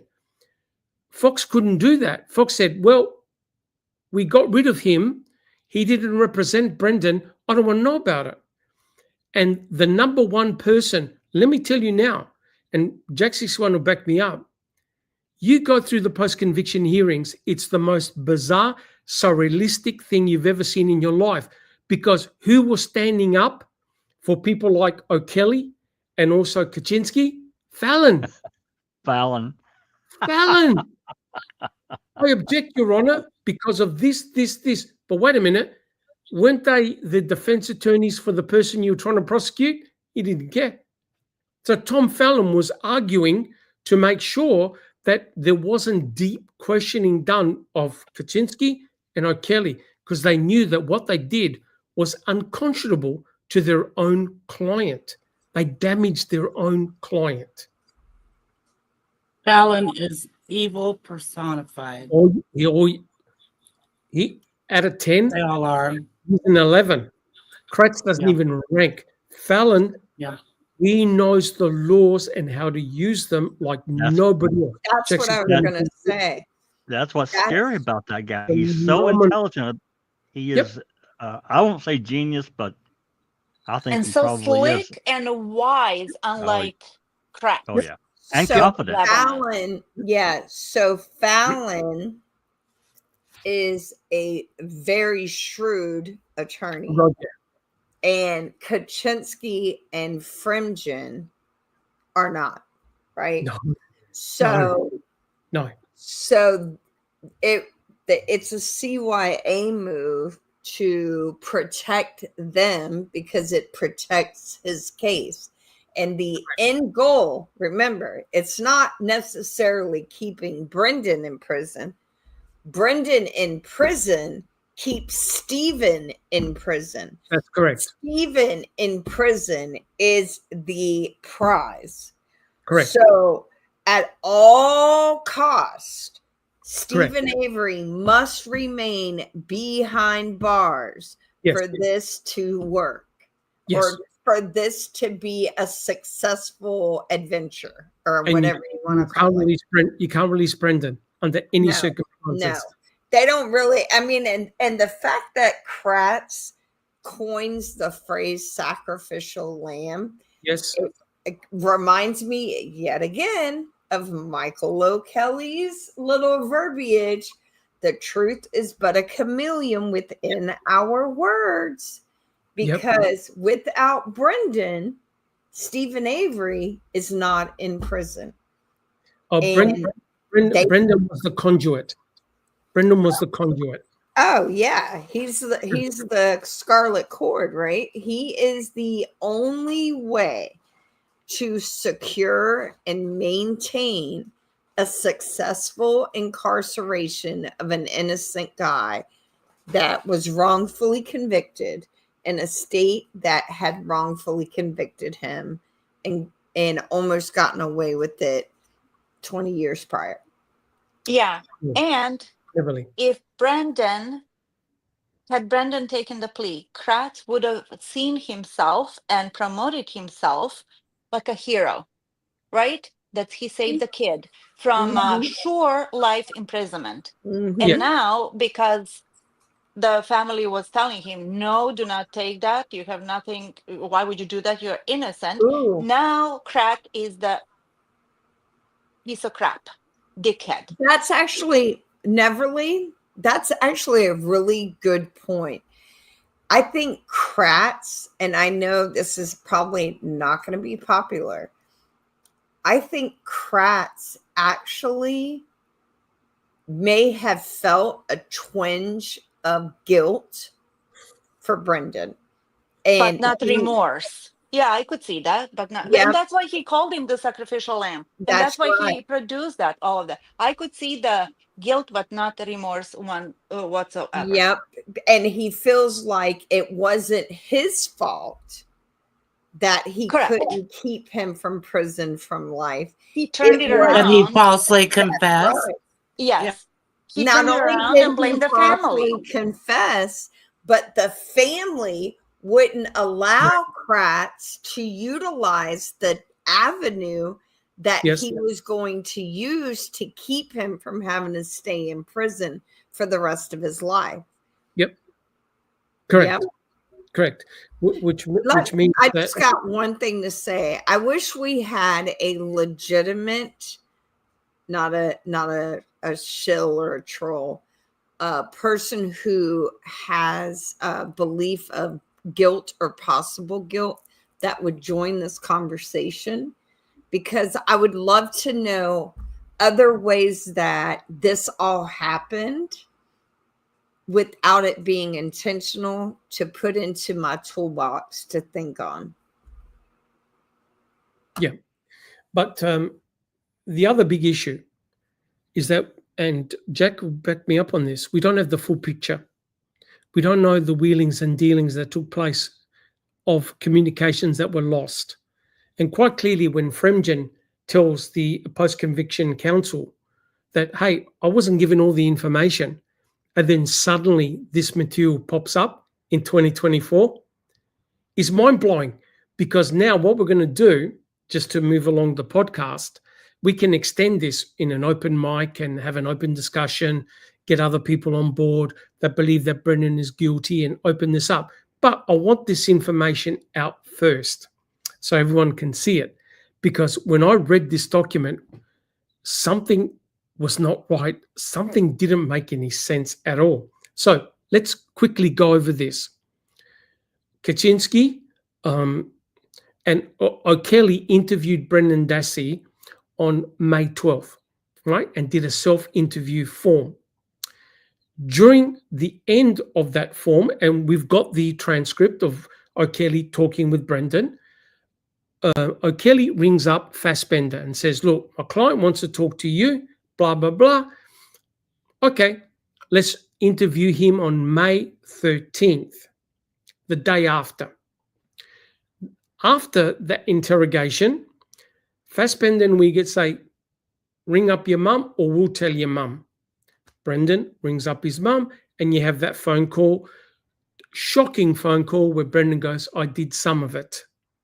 But it's out of context. And don't worry, we're going to analyze that phone call as well.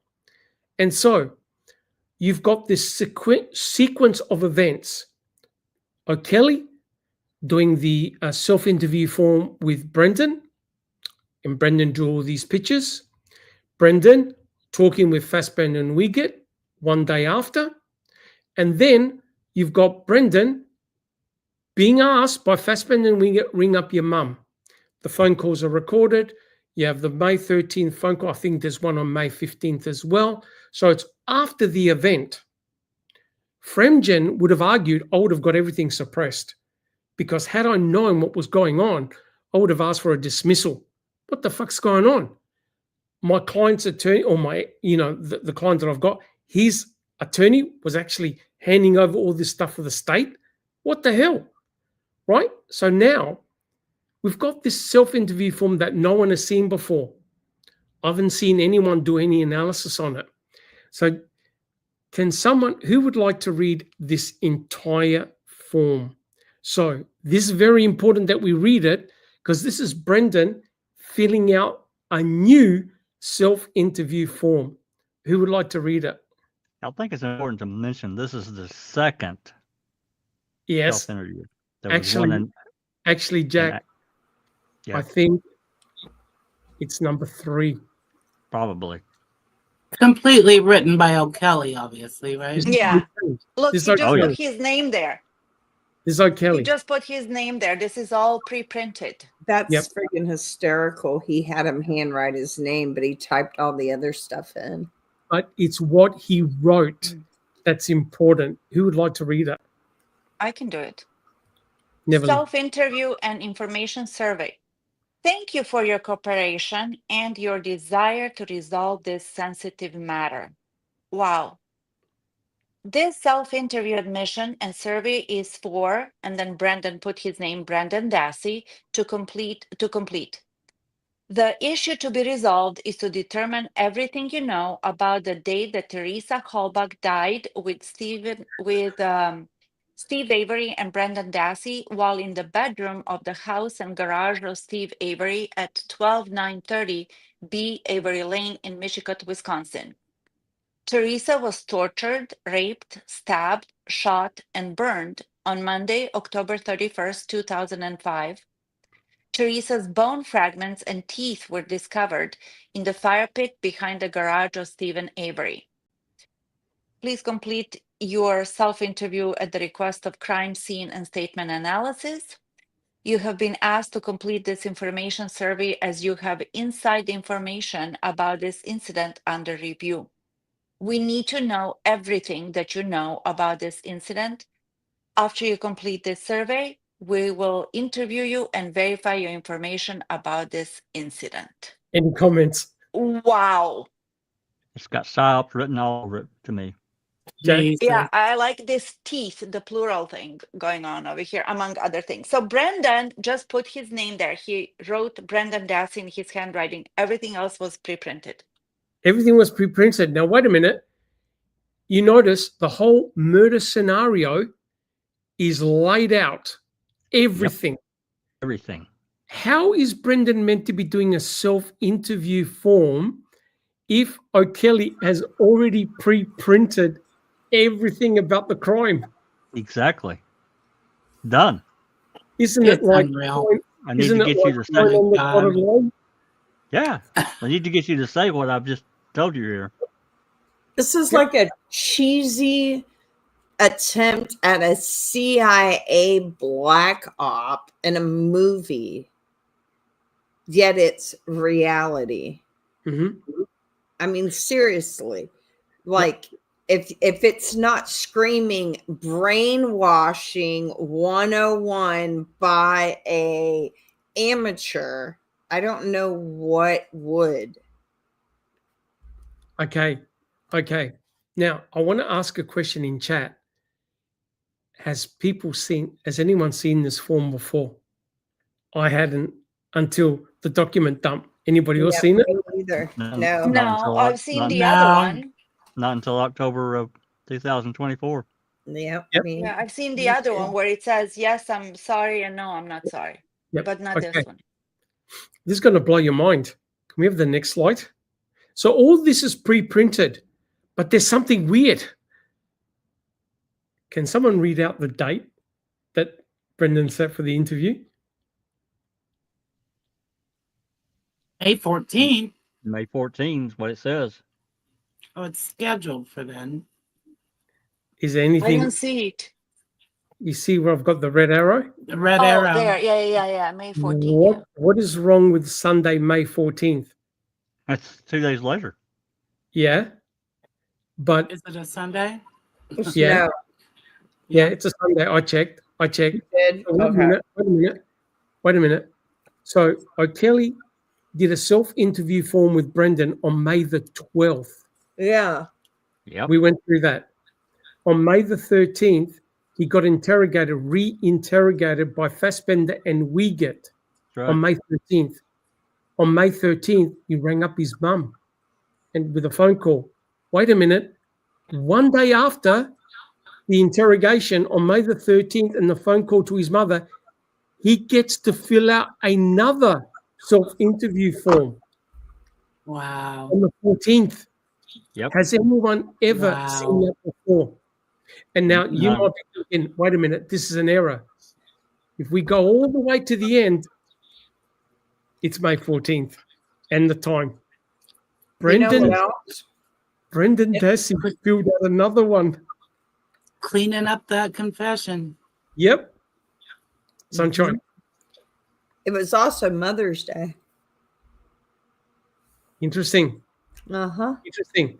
So this is the first time I've ever heard of another self-interview form that was done after the interrogation by Fassbender and Wiegert. There's something in this report you'll see that confirms that that happened. There's something that he told Fassbender and Wiegert on May 13th that no one knew.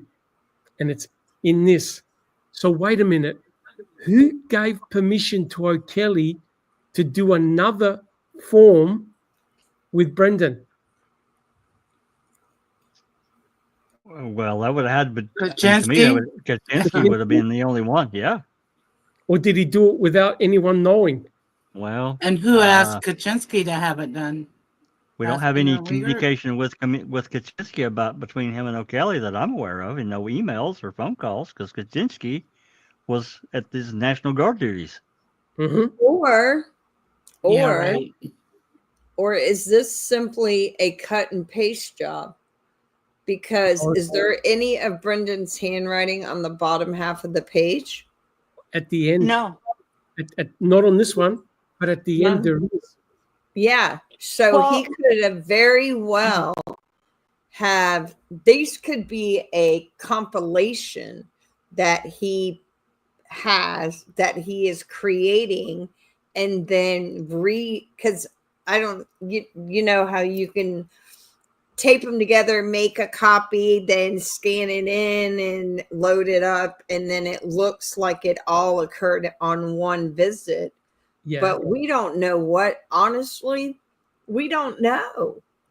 We don't Right. know. But it's the Well- questions which are different.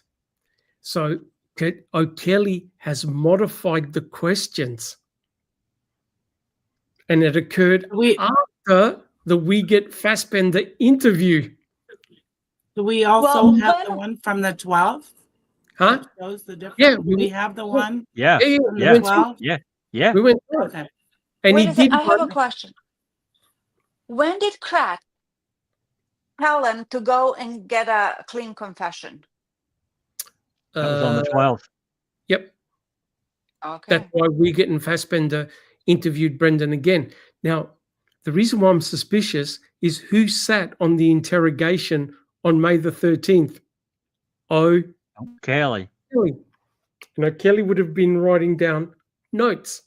And I have an Right. awful feeling that O'Kelly prepared this form to finally kill Brendan Dassey then and there. Yep, I agree. Try to force him into a plea deal. Yep, because Share a clean confession. Yep, because right at the end, you'll see the date, Sunday, May 14th, and the time, and the signature by Brendan. I never realized that Brendan crazy. did another self-interview form. I never heard Narrator and Drizzen talk about this either. Oh, when I saw the date, I said, wait, there's got to be a mistake. But the way the questions were written are completely different. And I agree with Sunshine. I reckon what O'Kelly was doing was swapping and matching pages of answers till he got a document. Because there are pages that are missing and there are redactions. Yeah. And also, I just want to kind of help people understand the context of where Brendan was at on this day. This is Mother's Day. All right. He loves his mom, right? Yeah. Brendan loves his mom. He also felt bad for Teresa's mom. Yeah. Because unlike what people want or Kratz wants us to believe, Brendan is not a heartless, emotionless individual. He was actually the opposite. So emotionally, he was vulnerable. He's surrounded by minimum Uyghur, Fassbender, and O'Kelly, who are, Nyrider says it well when she uses the word overbearing. Did they physically assault him? No. But anyone who has issues with people being in their little 3-foot space, when you got 3 men crowding over you in a position of power and you're inexperienced, not the brightest crayon in the box, and backed into a corner, this poor kid. Oh, it's horrendous. Yeah, it's awful. Confused as fuck. Yeah, horrendous. Now, if this is correct, then the kid is an emotional wreck. Would you agree? Think about it. He got questioned.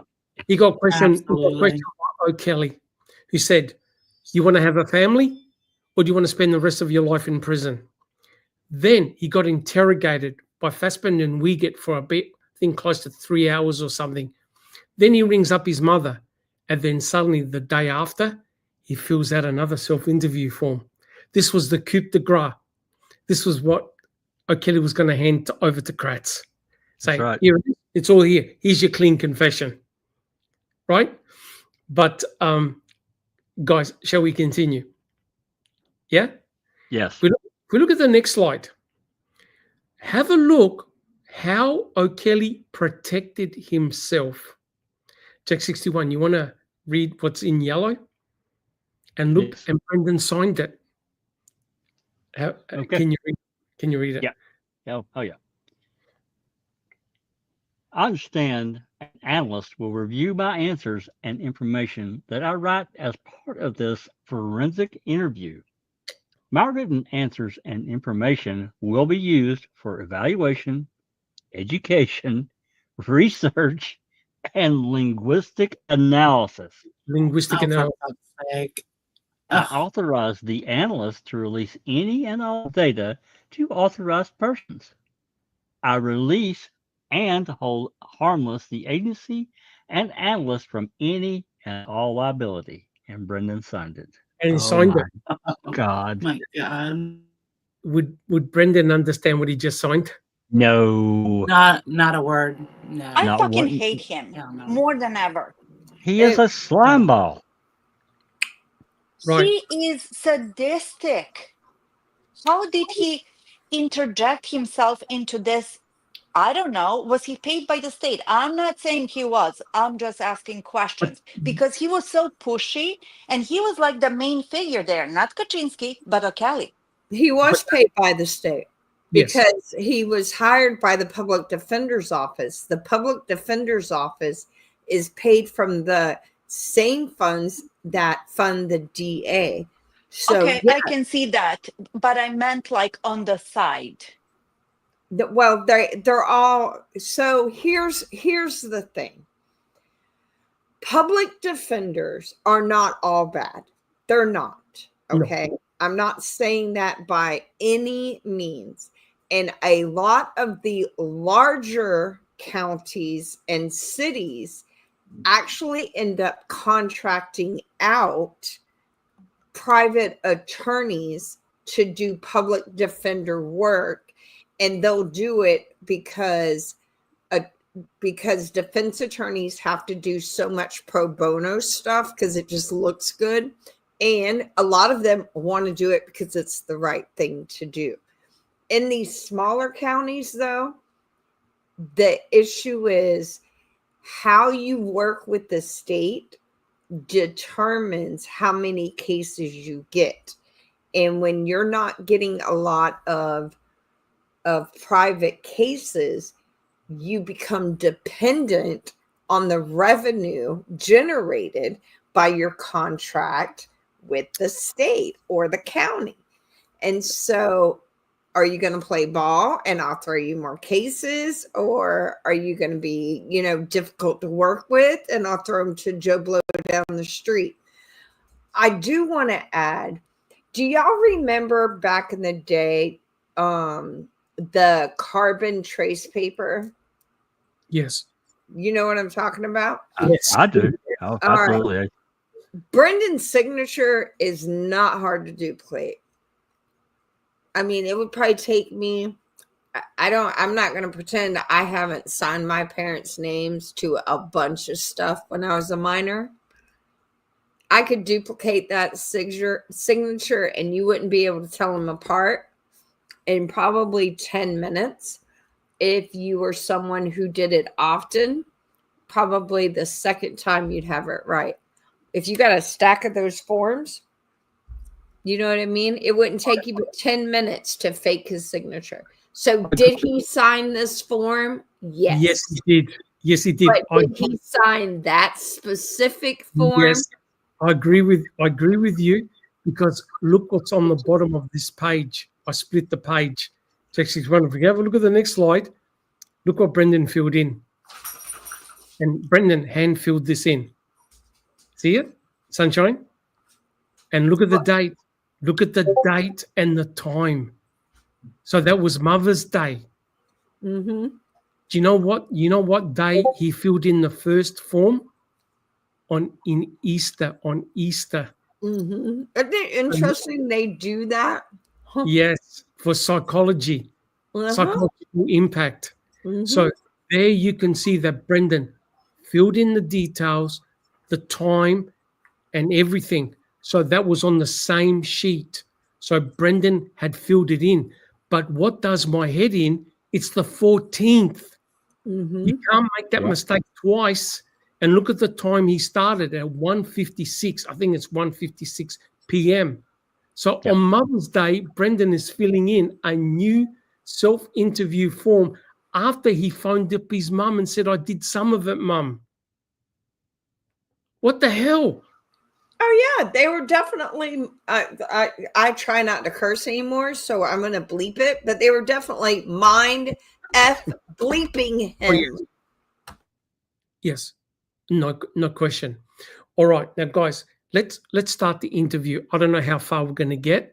We got quite a lot of people listening, which is awesome. So we'll do as much as we can, guys. I'll try and conserve my voice. Now, would someone like to read the... So now this is why I believe it's a new form. The questions are different. Who's up next? Different. Yeah. So who would like to read the question and who would like to read out page one answer? Since I can't hardly read the handwriting, I can read the question at the top, at least on this one, and we can trade off. Susan, All right. Do you want to read the answer, then Neverly, then me? We'll take turns. Sure. All right. Yeah. What slide are we on? Jack has to go. No, forward one. Forward one. I don't know. I don't know why that jumped like that. That's all right. Microsoft. Right there. And Yeah. you read out the question. And who would like to go first? Is it Susan? Sure. And then Neverly, and then Sunshine. Okay, let's go for it. Look at the question. This is crazy. Describe in detail everything, how you and Stephen Avery planned and talked about doing sexual and other things together, both to and with Teresa Halbach, in each of the days before Teresa arrived at the Avery property on Halloween, Monday, October 31, 2005. Describe each detail of the day, date, and place that these plans were talked about. Start from the beginning. You may now continue. Not leading at all, is it? No. Thank you. I wanted to say objection, leading. An Yeah. objection compound. Exactly. On the day before Halloween, me and Stephen talked about what we were going to do, but he told me what to do and that I shouldn't talk to the cops about it, what we did on Halloween day. We talked what he was going to do with her Jeep, and he said he was going to smash it as quick as he could, but instead he burned her body in the fire on Halloween day. And on Halloween day, I got home at 3:45 and talked to Blaine on the way to the house, and then went in the house and he called his friend, and I went over to Steve's house and talked about how we were going to do this and when. Then after that, I went home before my mom came home, and after she and Blaine left, I went over by Stephen. Then we picked up the yard, and then he took me into the house, and I had sex with Teresa. And then he took her into the garage with her hands and feet tied up. And then he stabbed her, and he told me to. And No, hold on. Before you continue, this is exactly what he told us. We get on May the 12th, on May the 13th. Susan, I think you're echoing. So notice what he said. So now he pre-planned the murder of Teresa. Get it? The day before. Now think about this. Think about this. Stephen was with Brendan on October the 30th on the Sunday night, and we can hear it on the phone call. According to what Brendan just wrote, him and Stephen pre-planned to murder Teresa Halbach 1 day prior. That's 1 day prior before Stephen rang up Auto Trader to say, hey, can a photographer come out here? I've got my sister's van. What? Are you trying to tell me they're pre-planning a murder on the proviso that Teresa specifically was going to come out the day before? Well, What the hell? that's laying a foundation Yes. for the prosecutors to argue Yes. premeditation. Premeditation, correct. And that's what we get asked him. Because, oh, you thought about this before, didn't you? Oh, yeah, Stephen and I, we planned it. But see, Brendan may not be the brightest crayon in the box, but there are, once again, O'Kelly with the truth is but a chameleon within our words. If you read Brendan's statement from the mindset that I'm an innocent kid being forced to do something I don't want to do, he's dropping clues through here about his innocence. Yes. He really is. Yes. And the more you read, the more in a riddle and a knot he gets. Because the kid's got no idea. Right? Now, all of a sudden we've got premeditation. So this self-interview form is after he spoke to Fassbender and Uyghur and his mum. Because it jumps through time. he's doing it. Go He's ahead, doing it for a Susan. guy that's supposed to be on his team. His team. Yeah, His yeah. team. Uh-huh. So But I he have a jumped feeling. through time because he says Yes. on the day before Halloween, Yes. we talked about what we were going to do. But he Yeah. told me what to do and that I shouldn't talk to the cops about what we did on Halloween, which Mhm. is saying, so he's jumping through a time portal here. Yes. Wait. They didn't even know if Teresa would be able to come or not that day. No, There was no appointment even set up yet. no. If Stupid. if sorry, Jackson, if Stephen had rung up a week prior and he got a slip of paper saying Teresa Horbach will be on your property Monday, October the 31st at this time, one can then understand that if his intention was to kill Teresa Horbach, That's right. it's pre-planned. He rang up Auto Trader on the morning when Brenda was at school. That's right. Not only that, she came before Brendan got home. If Correct. it was a pre-planned murder, Brendan would have ducked out of school to help with the entire event. He would have Like- stayed home. He would like have stayed. sick. Stephen, yeah, he'd have played hooky. Stephen would have picked him up, something. But instead, we're supposed to believe these gentlemen But what, pre-planned a murder and yet had the ability to have Brendan go to school like everything was normal, come home, do all the normal things, commit this horrendous act, yes. clean like nobody's ever cleaned before, and then make it look like they didn't clean at all, and then go to school the next day like nothing happened. That's But ridiculous. what's the fatal flaw? Who was home? Bobby. The Yonder residents, Bobby. Bobby Dassey. Could you imagine Brendan going, Bobby, do you mind just staying in your room? Yeah. Oh, I've got me and Uncle Steve, we got something going on. Yeah, we got some plans. Don't worry about it. I'm playing. You don't go hunting. Just stay in your room and close your eyes. And Well, I there's mean, he could have just went to Stephen's house Yep. and hung out It's there. such all a day. joke. It's all just a joke. I mean, It really is, man. That none of it works. There's no there. But that's right. That's right. They For a never would have killed her at Stephen's trailer. No, that's right. I mean, Ever.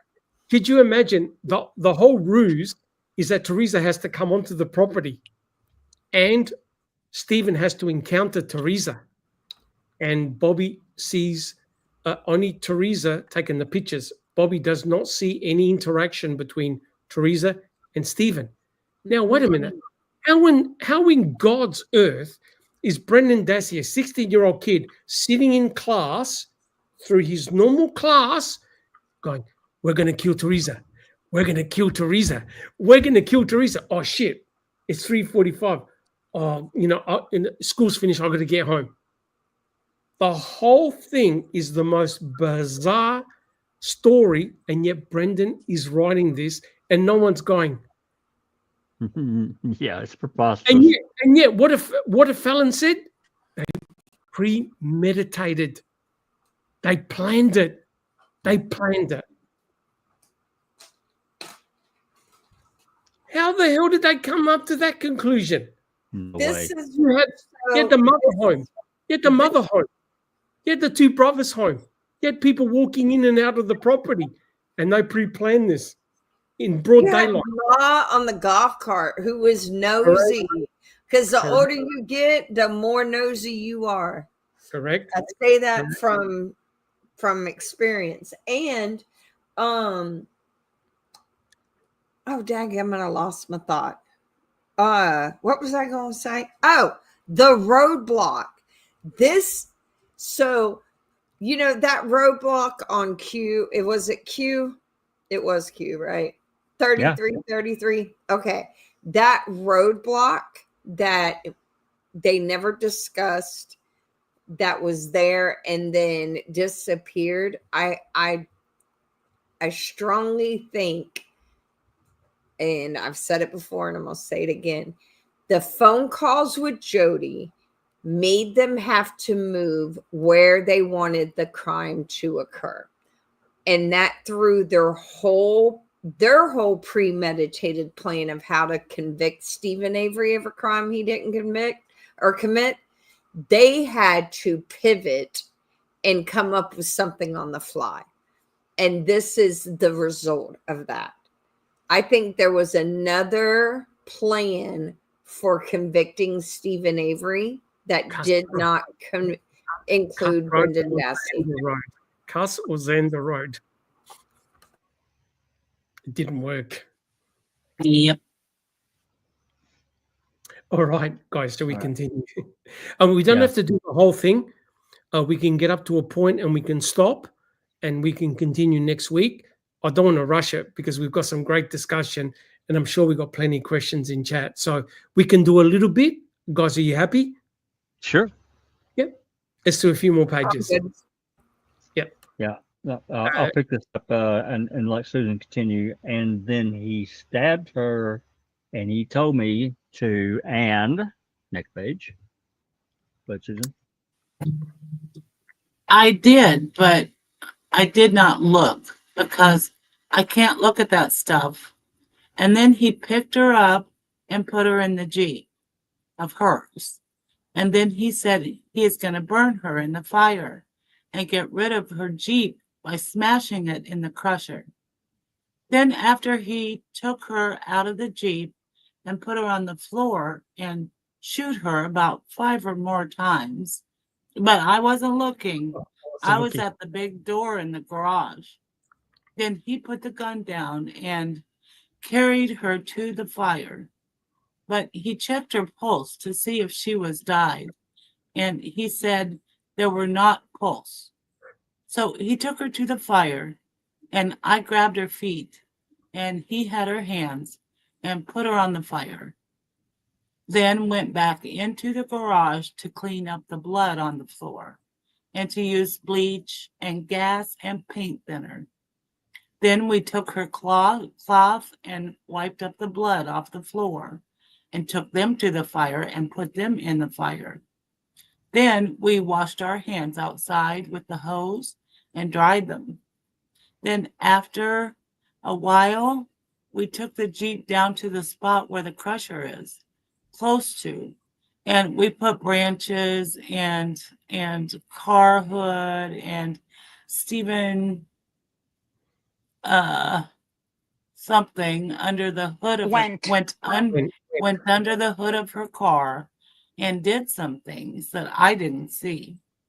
Then he took off the license plates and we walked up to his house and we got up to the house before my mom came home at 9 o'clock. Sorry for laughing. No, This is like Kratz dictating what to write down. right, but it now makes perfect sense. Because what was Fassbender and Wiegert doing one day prior on May 13th? They were trying to get a story straight out of Brendan. A clean statement. And you notice how including every pertinent detail. Yep. Yes, he's repeating like a parrot what he told Fassbender and Wiegert the day prior. You know what they forgot? They forgot to include the stashing of the license plate in the station wagon on the way back. Yeah, I sum it up at the end. There's a lot of things wrong. Okay, let's keep going, guys. Who's next? Yeah, it's Neverly. Okay. Until she came home at 9 o'clock. And she called Stephen on the cell phone and told him I had to be home at 10 p.m. and asked if I had a sweater on. Then we threw the cabinet and the van seat and some tires on the fire. Then we waited for the fire to go down. And by that time, it was a little past 10 o'clock. Then I went home and talked to my mom for a little bit and then went to bed. Right. So he had, let's think about it, right? Brendan Dassey had just committed all this ultra violence, just came home, casually talked to his mum, and then went to bed. as if nothing has happened. But if you analyze what he just wrote, Jack's one, if you could just bring it up a little bit, right? There's a whole lot of multitude of things which are completely junk and do not stack up at all. So one of the things that Professor Richard Leo said was, okay, can you vouch for their statements? How accurate are they in their statements? Is it full of holes? Is it full of crap? Does it stack up? What Brendan wrote, nothing stacked up, because you look at all the people that were involved on that day, from morning to night, what they did, track their movements, read their statements, see what corroborates, what doesn't corroborate.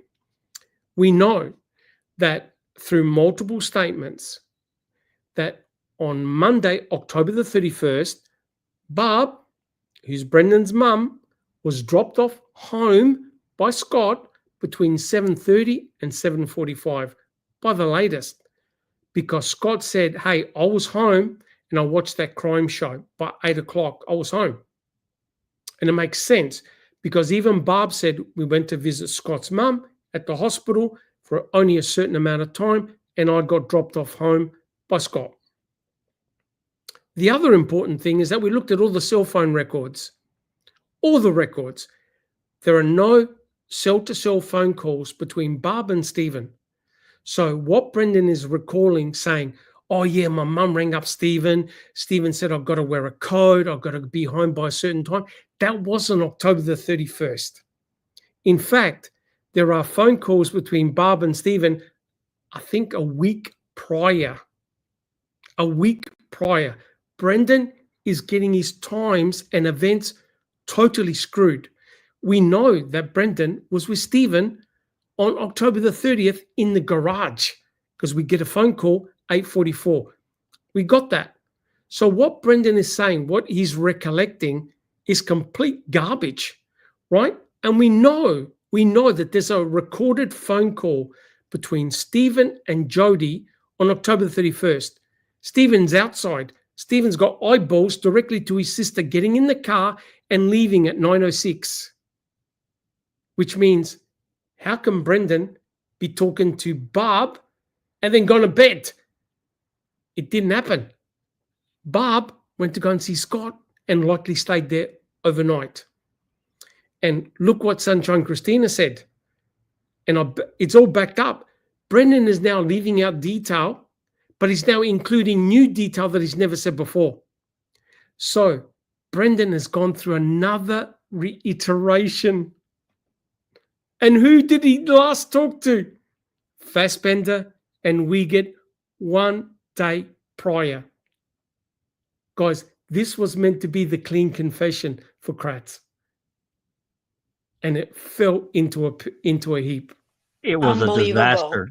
It was a disaster. And even Kratz said it was a disaster. He said, no, sorry. Kratz said it was a fiasco. Yeah. You know, a lot of like statement analysis. Sorry, Susan, go ahead. It's okay. No, go ahead. I watch a lot of statement analysis videos. And what struck me in Brendan's confession is that he was using and then, and that's like a cardinal sign of either deception or misinformation. Like something's not jiving because you're skipping. And then I did this, and then I did this. You know what I mean? There isn't like a flow to the information that you're providing. Minor detail, but I wanted to mention it. Yep, correct. And so, as Duke pointed out, they forgot about the mutilation. Yes. You know, it's never mentioned at the trial, except for Stephen's attorneys bringing it up with the court marks, right? Correct. They leave that completely out of the entire narrative. Why is that? Because there is no evidence anywhere that she was dismembered. That would leave such a bloody scene.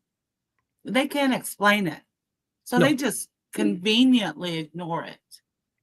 Correct. They don't even have Brendan, you know, saying it. Yeah, it was like yeah. they made a soup out of this. Like they made Yeah. chicken shit instead of a chicken salad. They were just throwing everything in there, and because it's so preposterous, talk and all, right? Horror that nobody would actually take time to. It sounds good, basically, good enough for the jury to be like, "Oh my God, this kid is a monster." Yes, yes, until you pick it apart. And that's why Professor Richard Leo says you have to check the statement. Is there anything that backs up the statement? What does Brendan say? Brendan says random crap that doesn't fit together and makes no sense at all. He's taking bits and pieces of different days, different events, and mashing them together in the hope that it makes a cohesive story. But when you analyze it deeper, which none of the jury did, none of them, not even Fremgen, not even Edelstein did, none of them, nothing stacked up, right? But now, what is interesting is if we look at the diagrams that Brendan drew, this now, he debunks himself. So shall we do a couple of more slides, guys, and we'll call it quits? Because Sure. I'm Yeah, struggling. I'm struggling, guys, but we've got several questions to get through too, Doc. If good. so, yeah. Let's do a few more slides. I want to go over the pictures, and we'll call it quits. All right. So now have a look at this. Kaczynski asked him to draw pictures of what he did. Right. So basically, to recall what Brendan did, and notice what he drew. And this is where I agree with Sunshine Christina. I reckon that what O'Kelly was doing was mixing and matching, putting pages together, right? Until he got a nice little narrative. Because have a look at this. At 3:40, look what he draws. Him and his brother, this is Halloween, October the 31st. Him and his brother get let off at the bus stop, right? Which is down Avery Road. And both him and Blaine walk to the house. But look what Brendan drew. Instead of Brendan going in the house, where does Brendan immediately go to? Stephen's house. There is no more bike ride. There's no more hearing of screaming. There's nothing. Brendan now goes directly to Stephen's house at 3:40.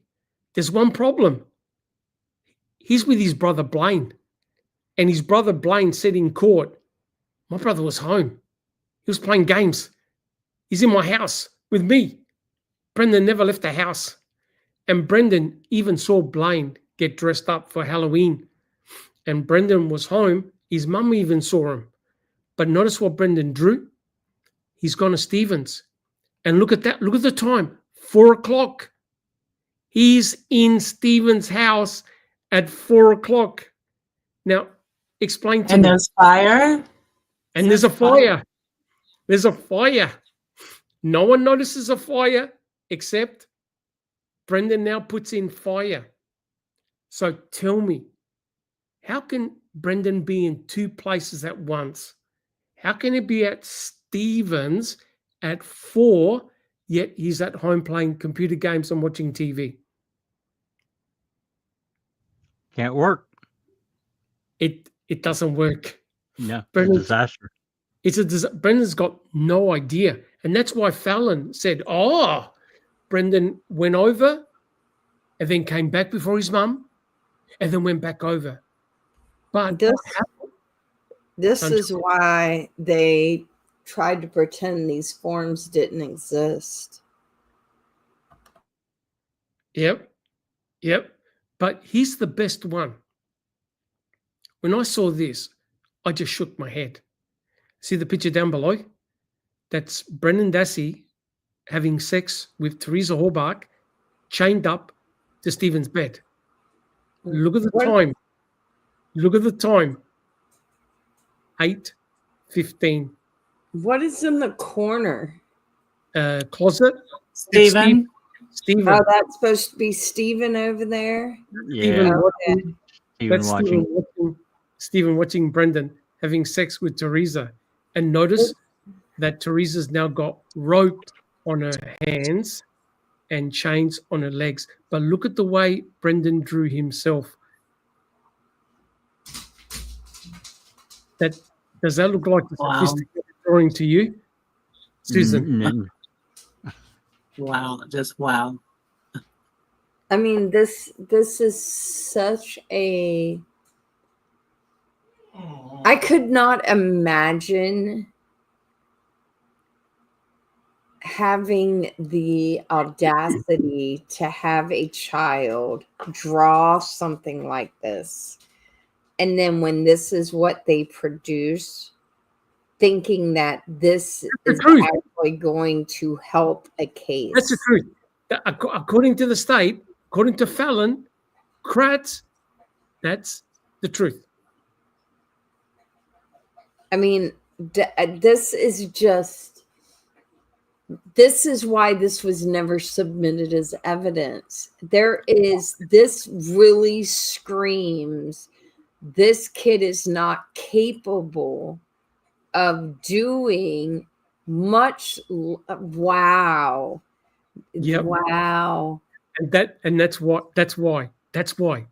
Fallon would have seen all of this and said, guys, stick to March 1st interrogation. We'll mention a little bit about the phone call, but don't fucking mention anything else because we're going to get crucified.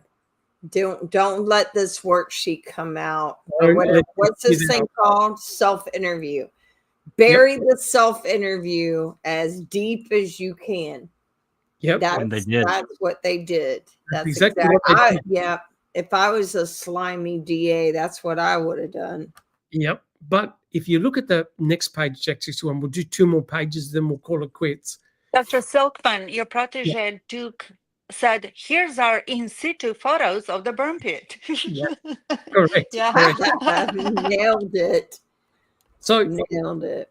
if you look at this picture here, there's a lot of things that are really wrong with it. One, Brendan now draws Stephen at the door. This never occurred. When Brendan was interviewed first, he was asked, where was Stephen? Oh, did you see you have sex? No.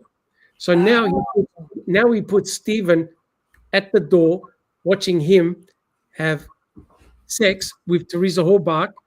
But there's another big problem. The entire orientation of the bedroom. That's right. Changed. I said Brendan was leaving us clues.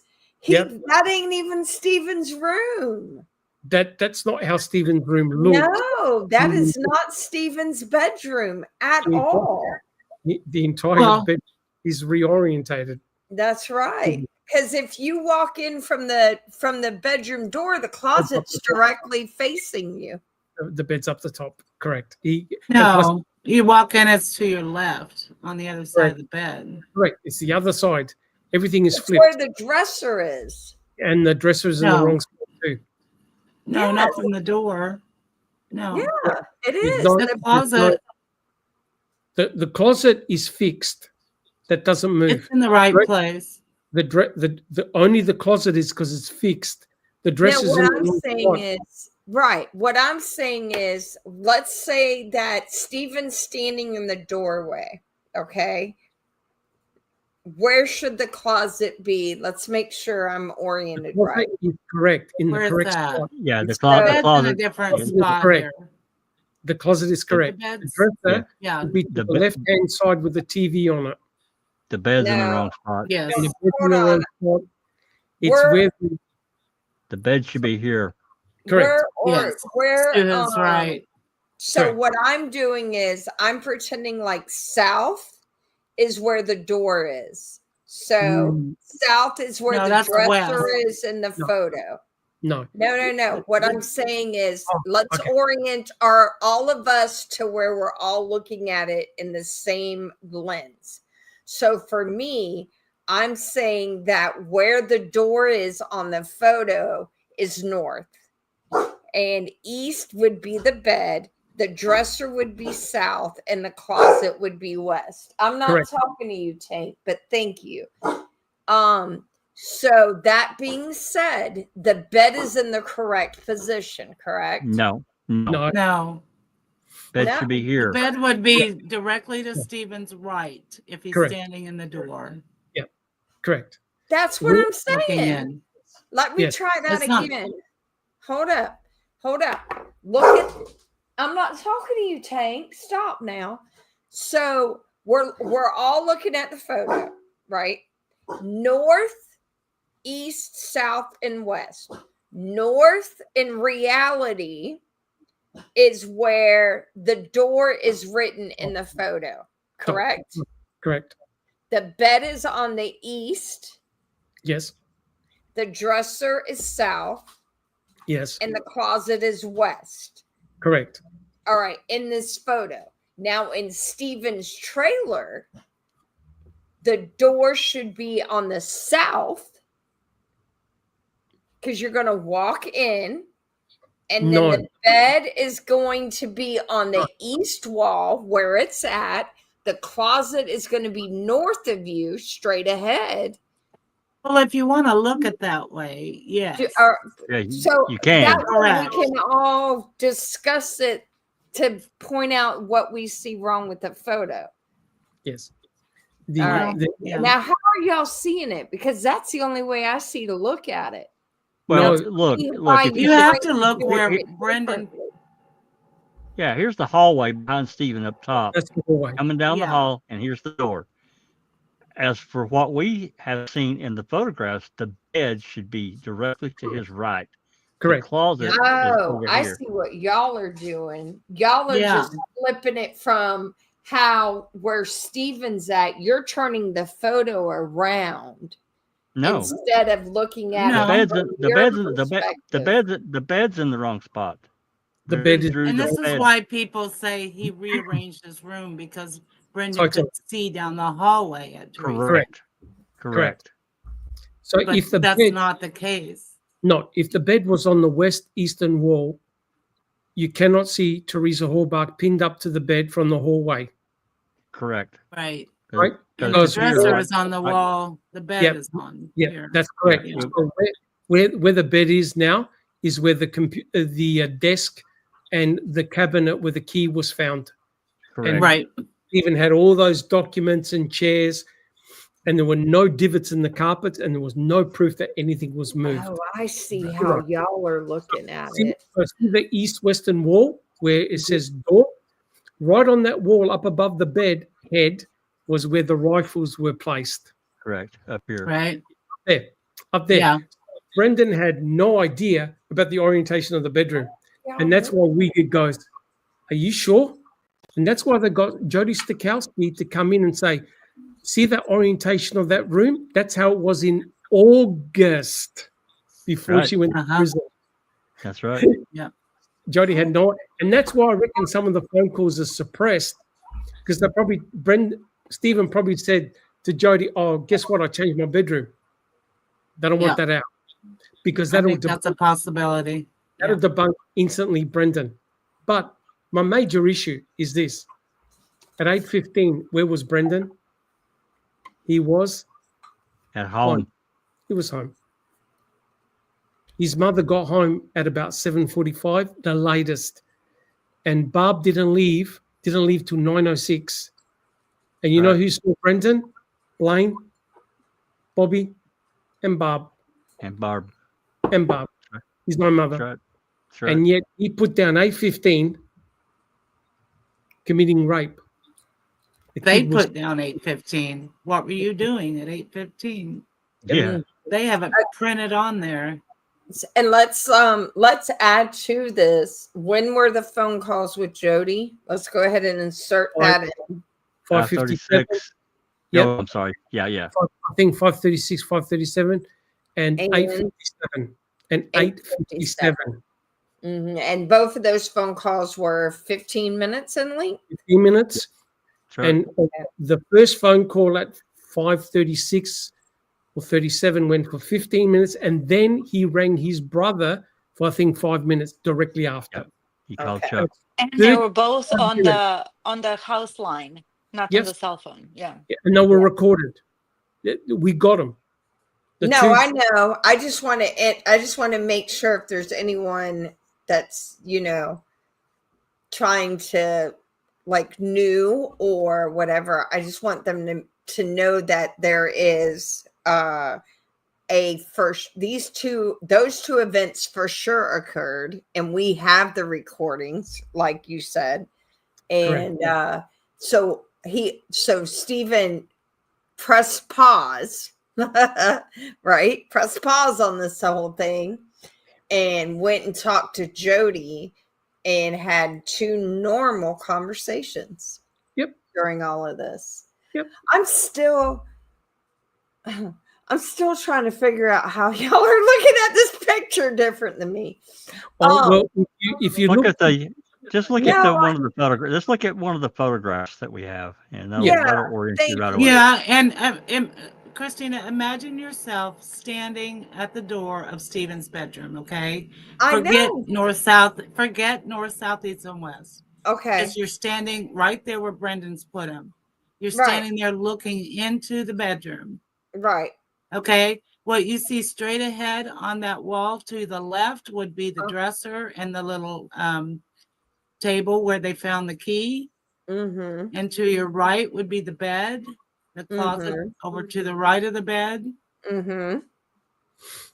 You get it? So, but the door should really, like, if we're doing it that way, though, the door really needs to be, instead of in the right corner, it should be in the left corner. No, the door's in the right spot. All you got to do is flip the bed. You got to transpose the bed. Do you see how brains work differently, y'all? Yeah. Because I'm struggling. I am struggling to do it your way. If you look at a couple of podcasts I did ago, I covered the whole. I know that bedroom. I covered the entire lot. I know the bedroom. What I'm struggling with is looking at this photo from the way this is how human brains different. I'm struggling to have a discussion from the perspective of the bedroom being drawn in this way. Yes. And orienting myself the way y'all are seeing it as it should be. Yeah, and someone in chat said, put the bed at 12 o'clock. And you got it. There you go. And then orient it. Yeah, because I'm having a difficult time. Oh, yeah. I'm going to show you a photo. And I'm not.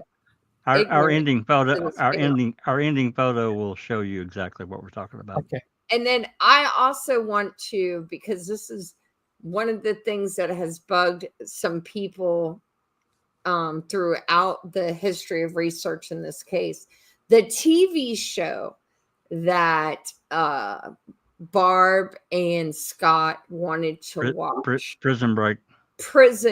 Right. If I don't know if everyone knows this, but it is that season is almost a typology or a shadow picture of this case. And the irony of that to me is freaking something that can't be overlooked, because they literally framed an innocent man, got caught, and then had him put back in prison.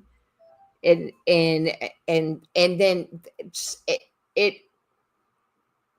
and there's so much about this case that screams B-rated footage from a made-for-TV show.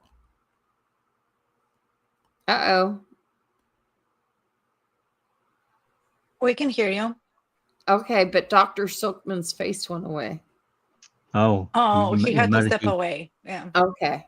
All right. Anyway, yes, please put a picture up, because I want to know what I'm doing wrong. Yeah. When it comes to I will. It's bugging me. There you are. Okay. Yeah, I just had to let my brother in. So the important thing is this, right? We compared in a previous podcast, we compared Brendan's drawings with the original photographs. So we orientated them in the perfect spot.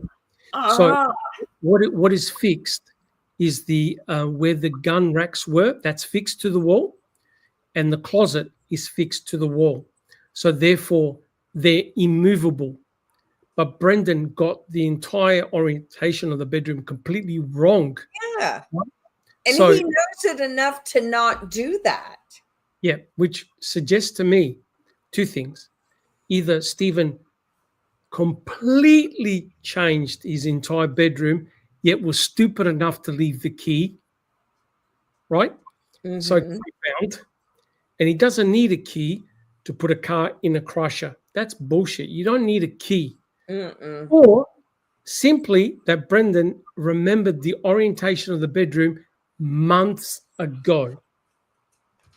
Months ago. Yes, I think that's exactly what it is, Doc. Or he intentionally drew it wrong Possibly. because he's trying to give clues that he's an innocent kid being yeah. pressured to Uh, possibly I don't think he's that. I don't think he's crime that he smart. didn't commit.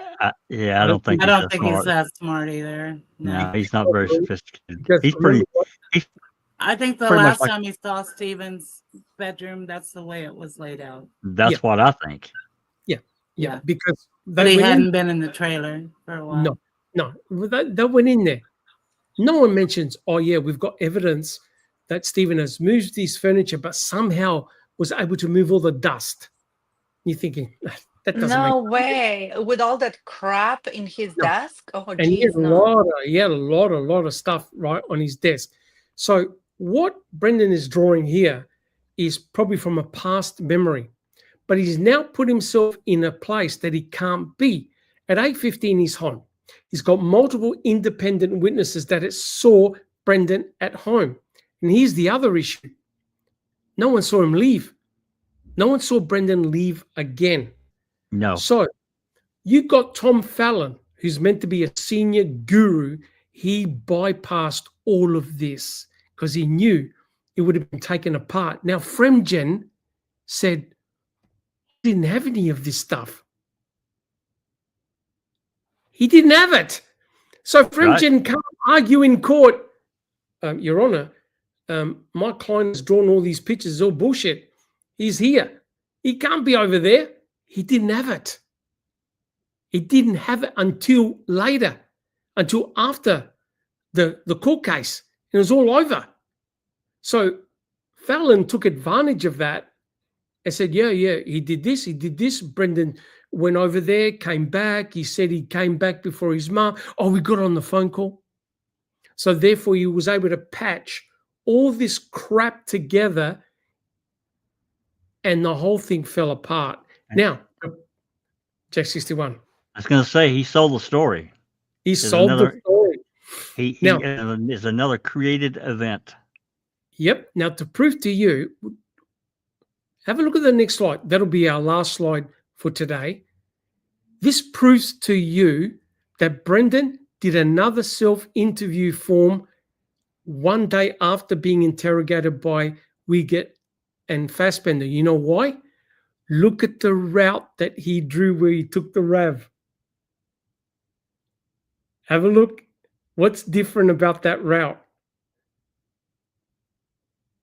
Is it past Chucky's house? Nope, and Nope. didn't go down the berm. Nope. So now he's drawn the complete opposite route to what he told Fassbender and Wiegert on March the 1st. They asked him, where did you take the RAV? Past Chucky's house. Look at, see where he goes, the route we took. He changed his story so many times. I mean, Totally changed. about everything, Yep. And all look the at details. and Susan, look at the time. 8:45. 8:45. Where was Brendan at 8:45? He was Just- at home. Lift it up a little bit. Now, think about this, right? He's taken the RAV at 8:45 with his uncle. There's a lot of problems with this. Why? Because Brendan, Blaine, and Blaine, Bobby, and Barb all saw him at home. Barb didn't leave till 9:06.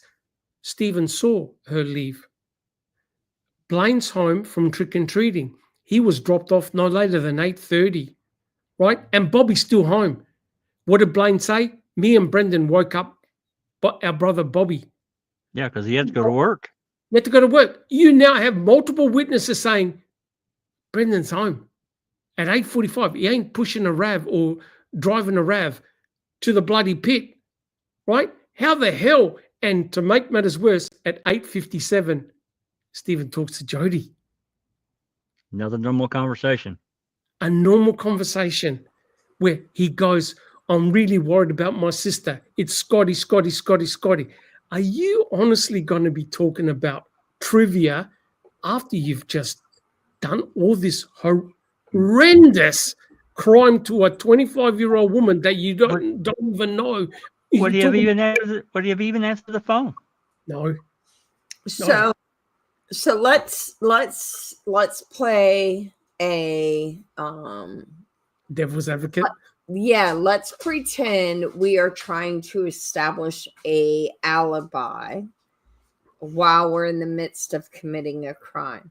I don't see Stephen having the intellectual capability to disassociate himself from the crime in progress to make such intentional conversation about the issues that he has with Barb and how she chose Scott over her kids. No. He's got a body to burn. He's got evidence to get rid of. He's got blood everywhere. Yeah, correct. And he's talking shop. He's talking shop to his fiance. Yeah, he's talking gossip about his sister. Yep. But he's not the only one that disassociated himself. Brendan did too. Brendan came home after killing a woman and went to school the next day as if nothing happened. All this ultra violence. What the hell? It's preposterous. It's absolutely preposterous. Yeah, and didn't spill the beans. I mean, that is like for months. For months. Teenagers who commit crimes are known for not being able to keep their mouths shut because it's the most intense psychological event they have experienced, right? Correct. And to believe that Brendan, who, no. He would have been a puddle for weeks. Everybody in the school would have known what they had done, and they'd have been caught because Brendan couldn't have kept his mouth shut, which is like how it always happens when that kind of thing happens. And or he would just be curled up in his bed crying forever. Or looking over his shoulder. Just go to school. Or looking over his shoulder waiting for the cops to come because he knows he's going to be caught. I think Duke left a good comment. The scent alone would have made Barb sick at 9 p.m. when she left. She would have mentioned that to law enforcement right away. I think that's spot on. Correct. And then you've got Scott Tadich in a phone call to Stephen to say, yeah, when I dropped off your sister, the file was almost done. Huh? That's right. What? That was in December. Yep. And the kids coming back from Halloween, and mom and Mama Avery and Papa Avery and the neighbors. Yeah. Yep. We went over this so many times. It's ridiculous. And that's why would he say that? And sorry, Sunshine. No, go ahead, Dr. Silkman. I'm thinking out loud. Sorry. That's why Professor Leo said, when someone gives a testimony and you think it's false, what backs up their story? What knowledge did they have that is indisputable that only the killer or a co-conspirator would know? I looked at this for months, for years. I can't find anything. It was what I said in the last podcast. Brendan was led and fed, and if you read what Professor Leo said, that's exactly he completely destroyed what Fassbender and Uyghur did to Brendan, and he had no clue what Kaczynski and O'Kelly were doing to Brendan behind the scenes. Yeah, there's a bit. How's that work for you, Christina? Yeah, okay. I see what I was doing wrong. I thought the bed was twisted one more time to the right. Yeah. So when you look, Underneath, so the gun rack is and directly the above the head. bed is on the same wall that the door's on. Yep. Okay. Yes. As you're looking at that picture, it's to your right hand side. As I'm looking Correct. at the picture, it's to your Yeah. right. So The gun rack's up above the bed head. So yes, now I see why we aren't on the same page. Yes, because Because I had the bed twisted. correct. Yeah, the little record cabinet was right there. If you can see Yeah, my mouse that's moving, where the key Yep. came from. that's so- it. Here's the little computer desk. So if Scott, I don't really think a fire happened on Halloween either. All right. Well, I think there was a small fire. I I think there don't was. think there was one at all. But I I think there think, was I think it's impossible to know, actually. myself. well, I that's think that- right. I think it's impossible. Well, no, Go I ahead. don't know that for sure. I just think that Stephen and Brendan had a small fire to finish up what they didn't burn the day before. That's what I think. I think I don't that know that. it's possible that there wasn't a fire at all. And I think that when Scott said to Stephen, it was almost out when whatever he was doing, picking her up or bringing her home, that was his way of letting Stephen know, this is what I said to them, so that you can figure out what you want to do with that. Except the fight got bigger and bigger and bigger. Yeah. Well, and Right. because he had a lot going on Yes. that he couldn't afford to hold his ground years ago. All right. And y'all got to understand, I have had interactions with law enforcement in my life. Okay.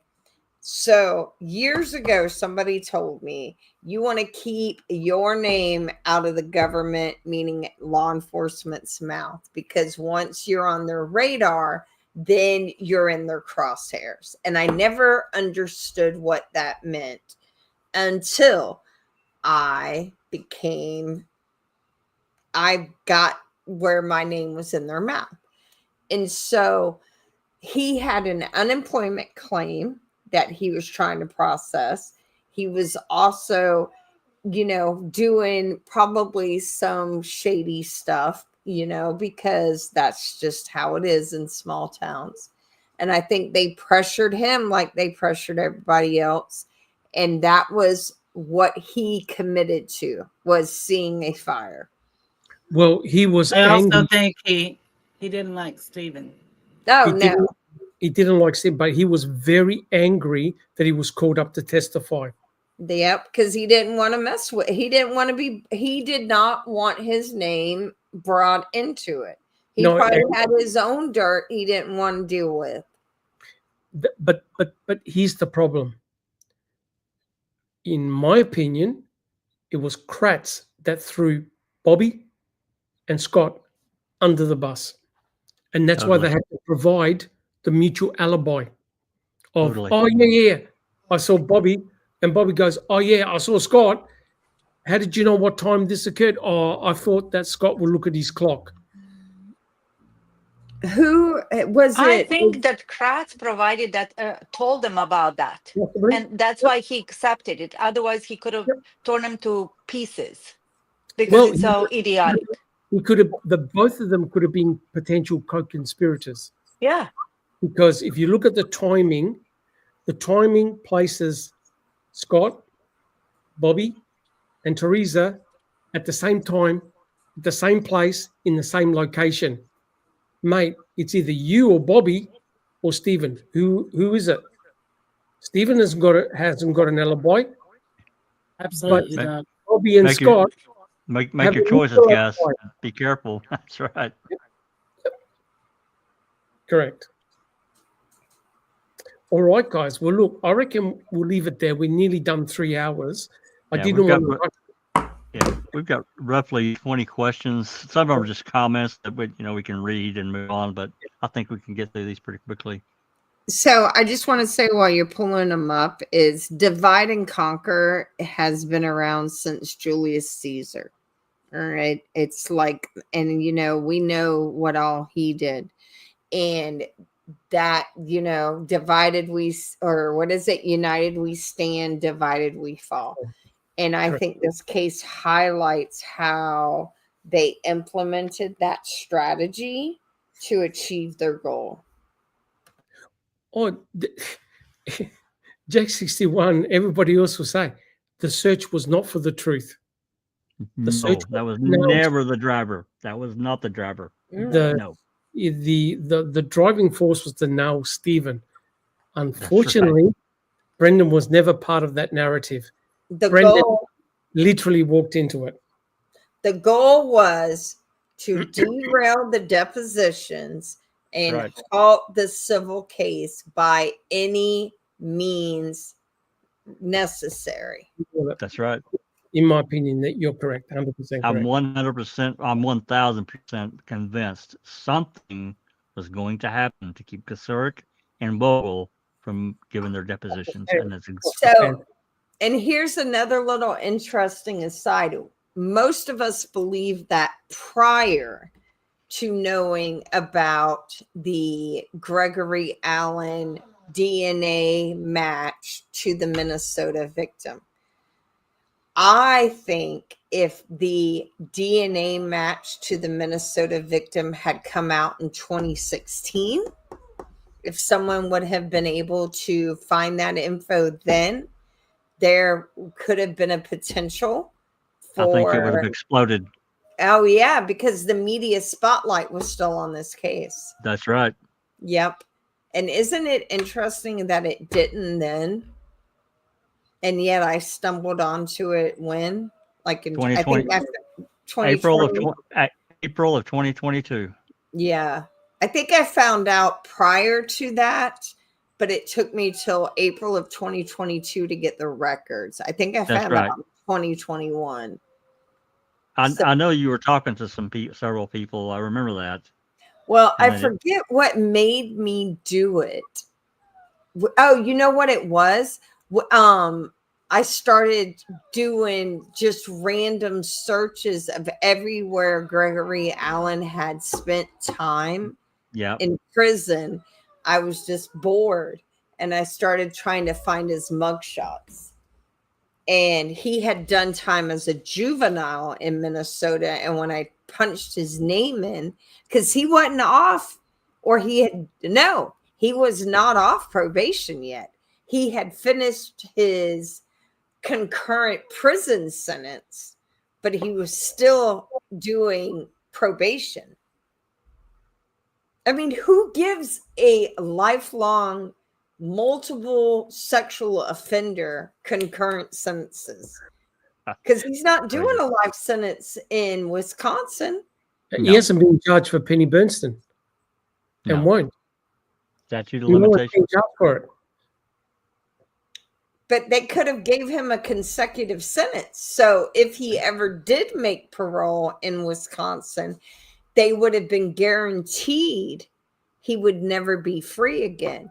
But to get him to keep fighting them, they gave him a cake deal where he doesn't have to do an extra day. No, that's right. And you don't do that to serial offenders unless you don't want nobody to know about it. Which is exactly what they didn't want. They didn't want it in the media. Anyway. Everything impinges around Gregory Allen. I don't know what the connections are between him, Vogel, and Kasurek, but something went down. Hashtag Gregory Allen is the key. There's something we're missing. There's no doubt. Anyway, Doc, we'll just go around the room here and let the ladies read these questions. 3 Rap 4s. Susan, you want to get this one? Who killed Teresa? Good question. We know we all have our suspects in mind, but I don't know. We don't know how she died.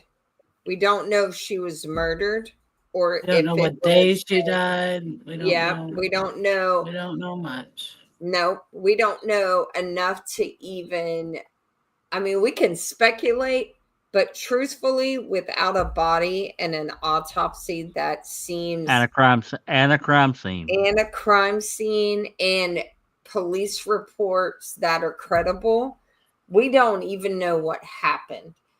Nope. The entire narrative around her death, in my opinion, that has been disseminated to the public is scripted and not factual. Oh, it's made up. There's no doubt they created a story and went with it.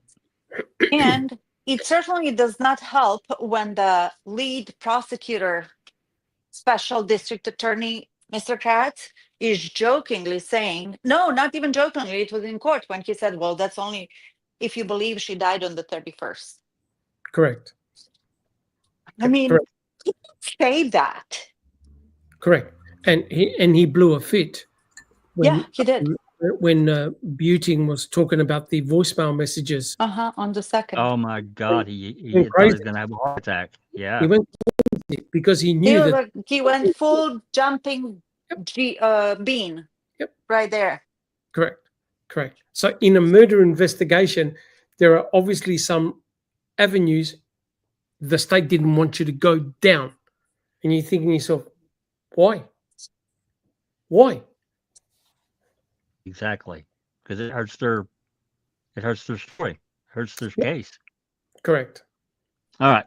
Sorry, Three Revs. I don't think any of us, maybe somebody listening knows what actually happened, but I don't think any of us can really pin it for sure on a single person. Anyway, moving on. From ACV, it's a comment, and everybody, you can read it and comment if you want, if anybody wants to comment. Sure. Hayden O'Kelly would be a Brady violation if they were the prosecution. Yeah. Well, but the bizarre thing is, it's defense attorney and helper not providing information to the next defense attorney. And to make matters worse, Kaczynski was not aware of what O'Kelly was doing because they asked him in the post-conviction hearing, well, did you see the tape? No. He had no idea. You are so kind to Kaczynski, Dr. Yeah. Silkman. You are way too kind. I'm a Christian. I would call that a conspiracy. Totally like a conspiracy from O'Kelly, actually, to set up Brendan. Well, I mean, if it's not a Brady, it's got to be called something. I think Kaczynski knew exactly what he was getting involved in, and I think he didn't give two craps about anything but what he got out of it. I agree. The robe, which is what he wanted. He said he wanted to be a judge. Yeah. And also, right. a shout out to ACV for his generous donation. Thank you so much. Yes, that was very ACV. kind. Thank you. Nevertheless, you might as well go and read the section from ACV as well. Okay. If I can recall correctly, Barb sacrificed Brendan to spare the other son and Scott T. Probably you're talking about Bobby, right? Yeah. Brendan, yeah. I don't think so. No. I don't think so. I don't. I don't either. Think Barb was lied to so many times she didn't know which end was up. I just try to put myself as a parent of 5 children. I just don't. I don't think so. She was manipulated, just like Absolutely. all of them were. All of them were. She didn't know what threatened. was up and what was down. I'm sure. Look what they did. It was Look at what they did to Jody, Yeah. or tried to do. I think people have a what's the exact word? A predisposition belief of how the legal system works. And unless you have had experience in navigating that, when it happens to you, you spend the entire time going WTF and reacting. I don't think she knew what to do. I think they threatened her at every turn, probably. Well, we know she was arrested. Yeah. So, THC. yep, she was arrested for a minuscule amount of weed. So she had that case being held over her. She was in the middle of a divorce. Yep. She had a job, all her bills. So she was in a financial, emotional, and just survival. Yes, disaster, yeah. exactly. Good word. That's the exact word. She was just And in the beginning, they convinced her that Stephen was guilty. I Correct. think. Yes. They did. Yeah. And then he molested Brendan. I mean, who wants to believe that the cops in your town are so crooked that they would do this again? Well, You her know? brother did spend, 18 years in prison. Yeah, like how could Wrongfully. the entire legal or law enforcement community be okay with that happening again? Right? I mean, they're supposed to be the good guys, and occasionally you get one rotten apple. To contemplate the entire system being capable of doing it again would have to be way too much to fathom.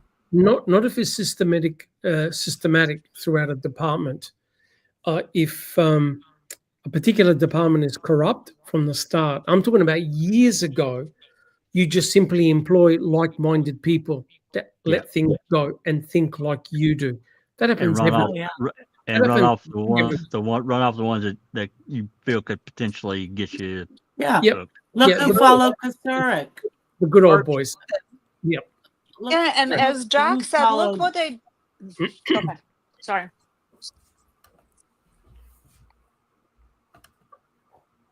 Sorry, Susan.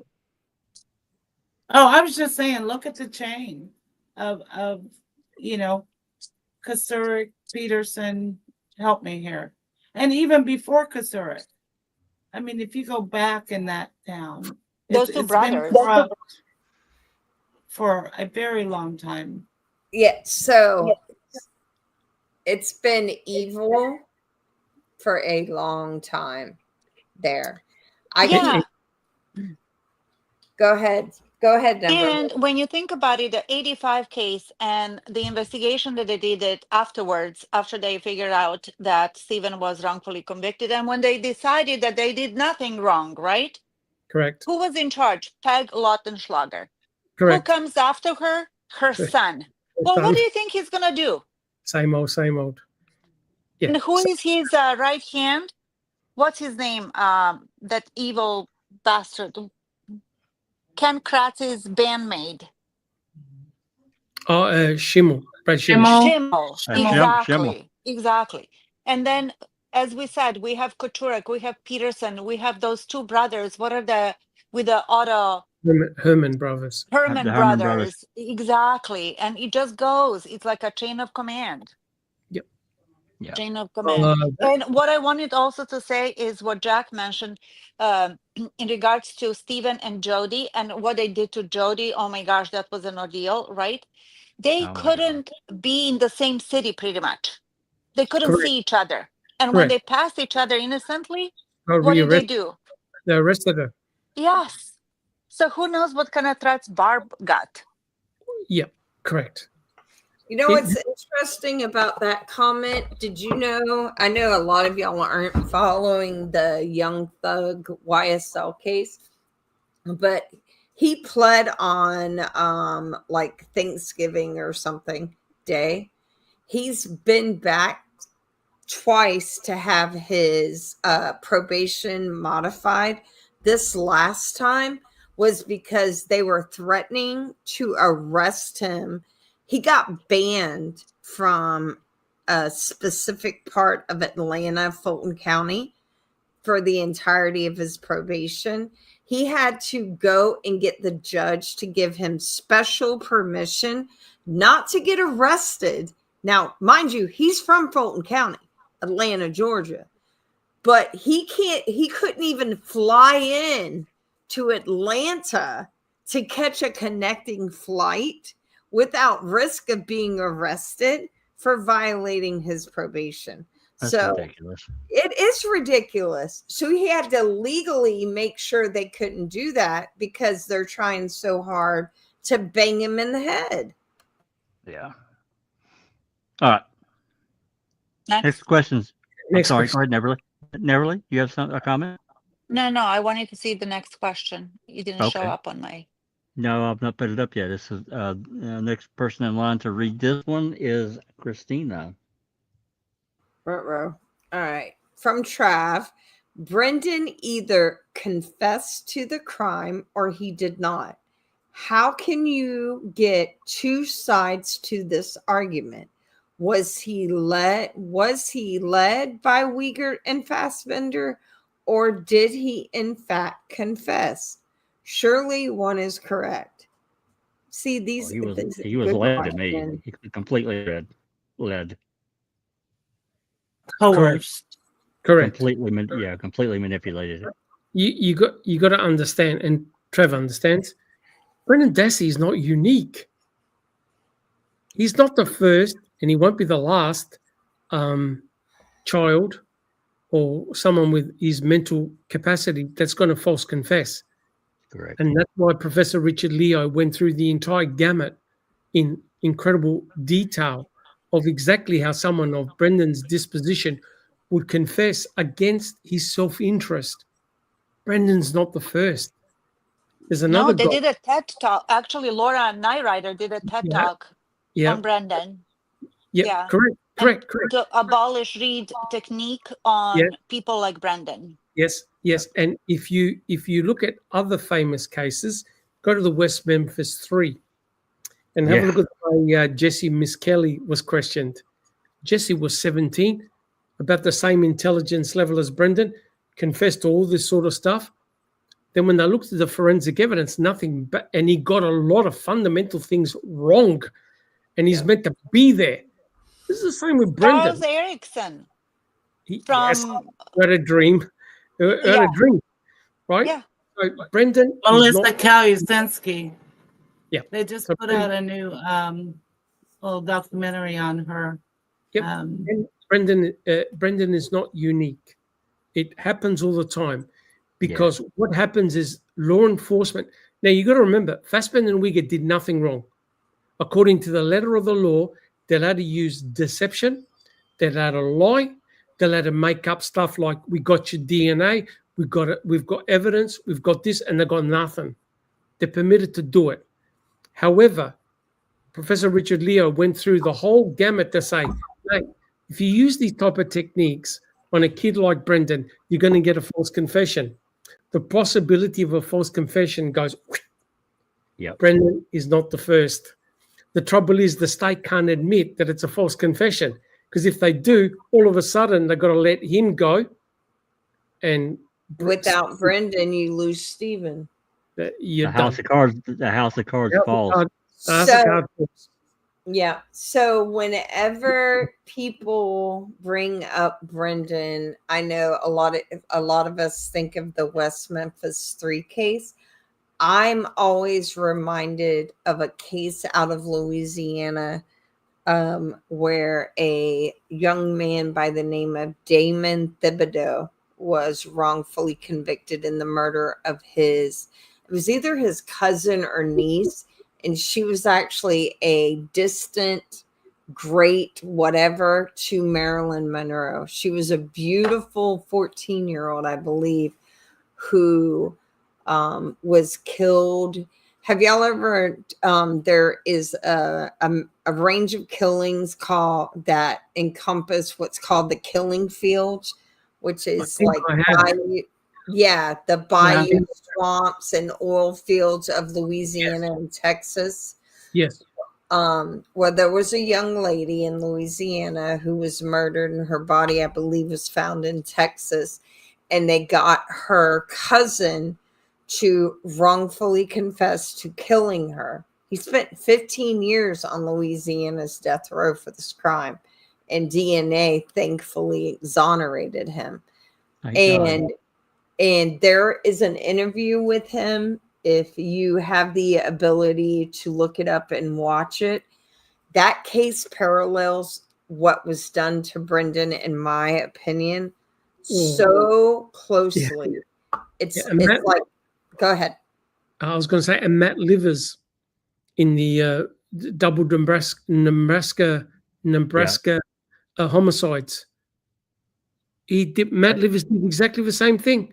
After hours and hours of confession, he goes, "Yeah, I killed. Was it his uncle, auntie? Yeah, I killed them. I shot them in the head, both of them. Oh, and who was with you? Oh, my cousin was." Brendan's case reminds me of that one, probably more than any that I can think of. And it's also similar to the other case that Kathleen Zellner had a big part, well, she is the reason why he wasn't convicted. Riley, the little girl whose daddy confessed to killing her. Yeah. Riley Fox. Yes. Yeah, because you play on because the opposite of what you're saying about them, right? That they're remorseless, emotionless, and all this. They're actually the opposite. They're deeply emotional. They care about everything. So you're able to make them feel guilt for something they couldn't, they had no control over or any participation in, because you play on their heartstrings. Correct. And it's such a slimy, ugly, just way to be to a human, to Correct. any living being, but another human being. It's just insane to me how whack-a-mole this world is. Well, this case is so bizarre. I don't work on any other case or read any other case except this one, because it's got it all. And the more I read, like I said, if you want the gold, the 2010 post-conviction hearings, all the main characters were interrogated. It's the most bizarre thing I've ever read. And y'all have the transcript of that, because I remember listening. In our library. Yeah, BB and everybody, y'all did that. We did both cases, the whole start to finish. Yep, it really helped me get a grasp of how that unfolded. Correct. And it was absurd too, wasn't it? Just how some completely. of the judges were just so, and I want to just assign they're all corrupt, but some people's minds just really have a hard time grasping that cops are that slimy. Yes. They just really do. That's why I find interaction with people who believe guilt but not because of whatever, like they believe guilt. I like talking to them because it helps me understand how someone can have all the information and yet not see it the way people who have all the information see it. Does that make sense? Yes. They have to to me, the only way they can do it is to compromise. They must compromise. I don't see any way around it. I've tried, like you, for a long time, and that's the only solution that I can come up with. I don't know. Like the few discussions I've had with Raven, he comes up with logical alternatives. He's the exception. Yeah. Raven is the exception. There's no doubt. And I encourage anyone who may be like secretly listening, who thinks like that, please come on and talk to us, because by having discussions with you, I'm able to better understand how to present the facts so that you can also introduce that data into your thinking so that maybe you can, help me understand why you think the way you do, right? And help us better formulate discussions to help others see how we think the way we do. You know, people need to remember about what reasonable doubt is when it comes to thinking somebody's guilty or not. I mean, if you have any doubt, like some of the people that changed their minds in this case, and all of the evidence that's here and that's not here and that is aware of all of it, I don't understand how they still can't have reasonable doubt that Stephen did this. Nobody knows who did it. Nobody was there. Nobody saw it. But did the state prove this beyond a reasonable doubt? Not even close. Well, here's the problem, and this is the truth. We know probably 500%, maybe more, than what either jury ever knew, or Willis or Fox. Well, that's true. But I'm talking about the people that have changed their minds. Sure. Have decided that they're guilty. I get all of this after the fact.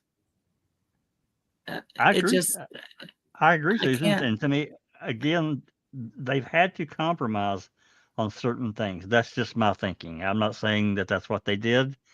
I can't get around that, though. You have to compromise on what Culhane did.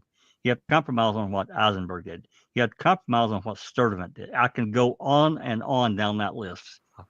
You have to be willing to say that law enforcement did not follow the law, but it's okay because Stephen is a really bad guy.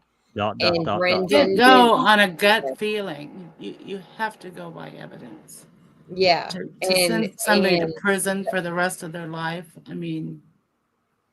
And you also have to disassociate from the fact that Stephen Avery was framed, wrongfully convicted once before, and the cops who did that to him were allowed to participate in this investigation.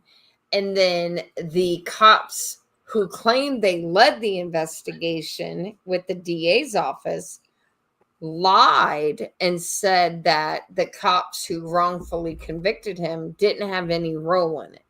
And once you string that knowledge into the equation, then I don't see how you can allow any of this to be okay. Because you're not an ethical law enforcement officer if you are lying about what you're doing and who's participating. Yeah, but really, that's a discussion that we can do maybe on an open mic. Sorry, guys. Yeah. No. That's all important because you can see the traces from 85 right up to 2005. The fingers are there. Right? And as you were saying, like the thing that's so bizarre is what the hell's Remica and Link doing in the garage in March? Exactly. Looking for bullets. Yeah. In March. Yep. The MTSO shouldn't be there, should they? But they're there, front and center. No, they were ran off the property on November 8th. Yep. After the key was found. They look at the reports. Anybody look at the reports? There's no report from Manitowoc after November 8th until March 1st. Yeah, correct. All right, guys. Do we have any more questions? We got a bunch more questions. Okay. Maybe we do a couple more, and because we're rapidly approaching 4 hours. 3.5 hours. Yeah. All right. Another one from ACV. It's Susan up on deck. Question for the panel. What happened to Teresa? And what led to law enforcement making the decision to frame Brendan and Stephen? I mean, did law enforcement kill They got Teresa? me. Or Teresa got killed and they took advantage? I Well, think those they are get- I things think- we can't answer. We No. don't know. We weren't there. We didn't participate. What do we Yeah, I mean, believe after everything? So I think they did. I think I they think did that this frame. all goes back to the 85. They were given a job. Arrest Stephen. Brandon was, what's the word I'm using? Not the sacrificial lamb, but the necessary casualty in all of this. Mhm. Or no, what's the other term? I can't- Collateral damage. Collateral There you damage. go, Collateral that's damage. There you go. Yeah, he was in that. But they had to get Stephen. Mhm. And yes, I think I should speak to myself that he was framed. And it goes back to the 85, to Lautenschlager, to her son now, to all the sheriffs before Wiegert, before Wiegert it was Pagel, before that it was like so and on. So it goes all the way back To the 85 conviction, to the 85 conviction, exactly. yeah, And plus, in my plus- opinion.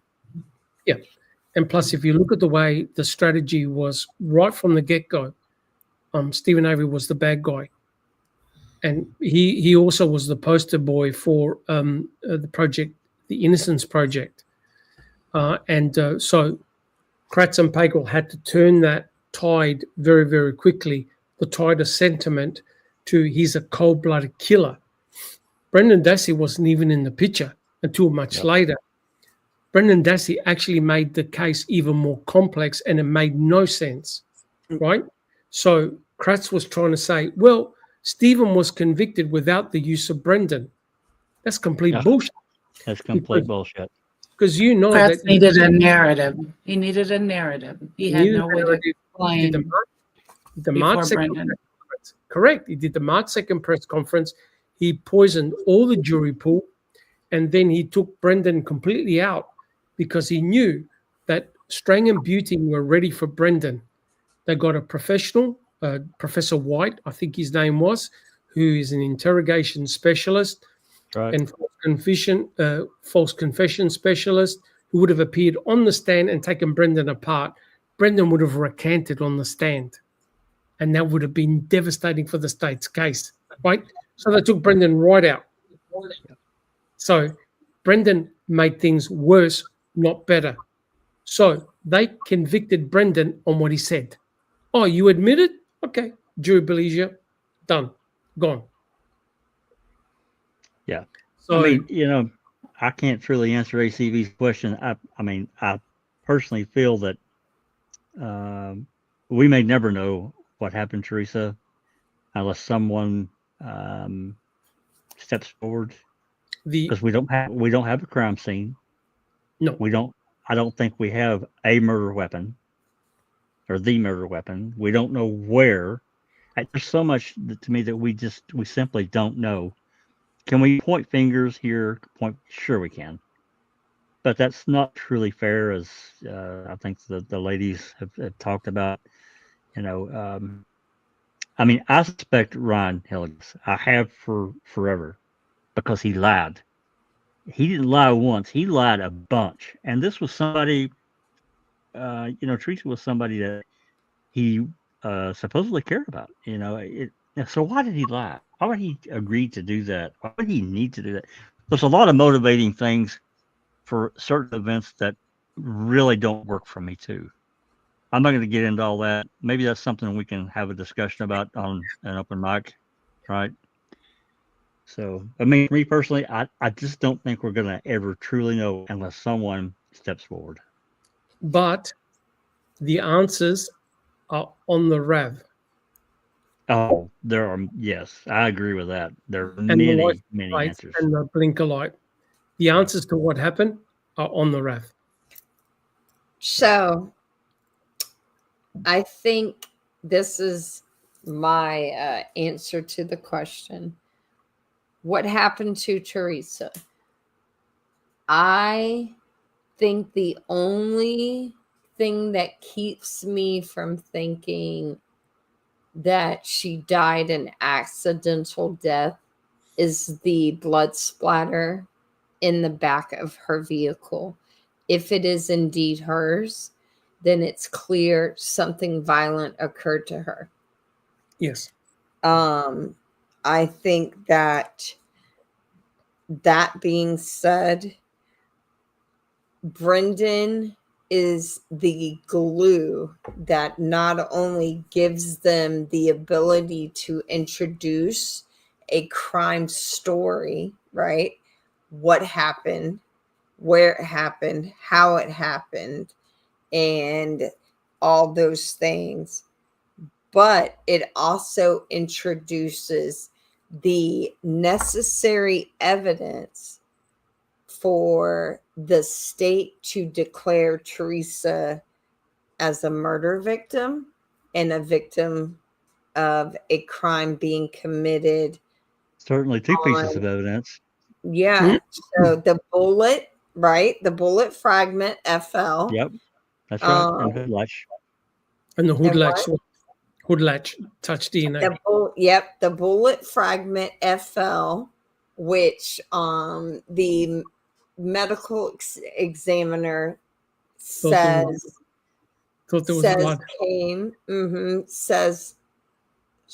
was passed through the brain or passed through the skull of the victim, even though there's no blood on it, mind you.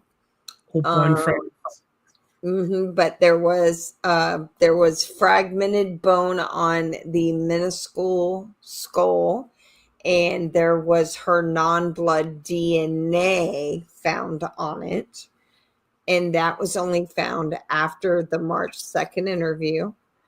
And then, so for me, I think it's likely she died a violent death.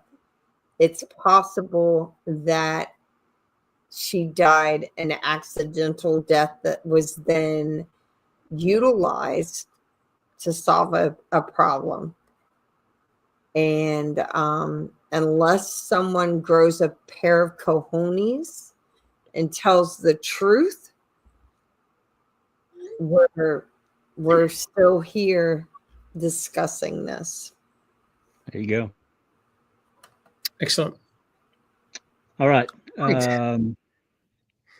We'll do, what do you think, guys? A couple more and then call it good, because I think the next two are pretty easy. Then we've talked about this one. This is from Corey. And Doc, why don't you read this one? Yep.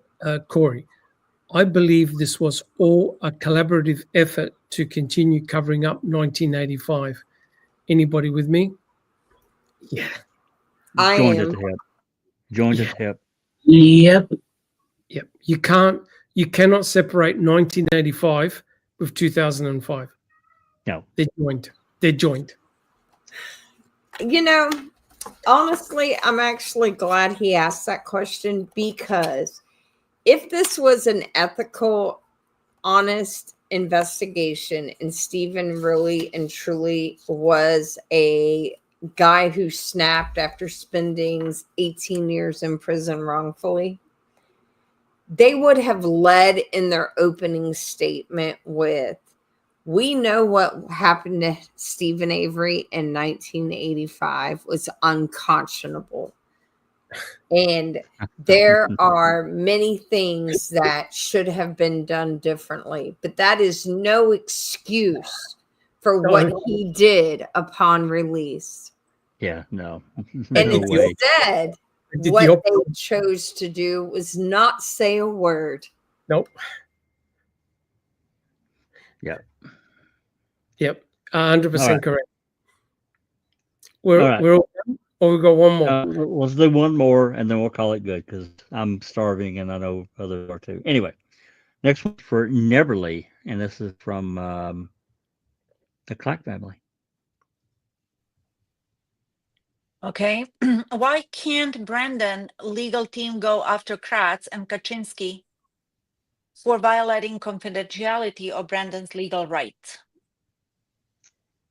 I don't think that's an actual law. I mean, the attorney-client stuff, yeah, there's, I mean, at this point, it'd be procedurally barred because it could have been brought up years ago.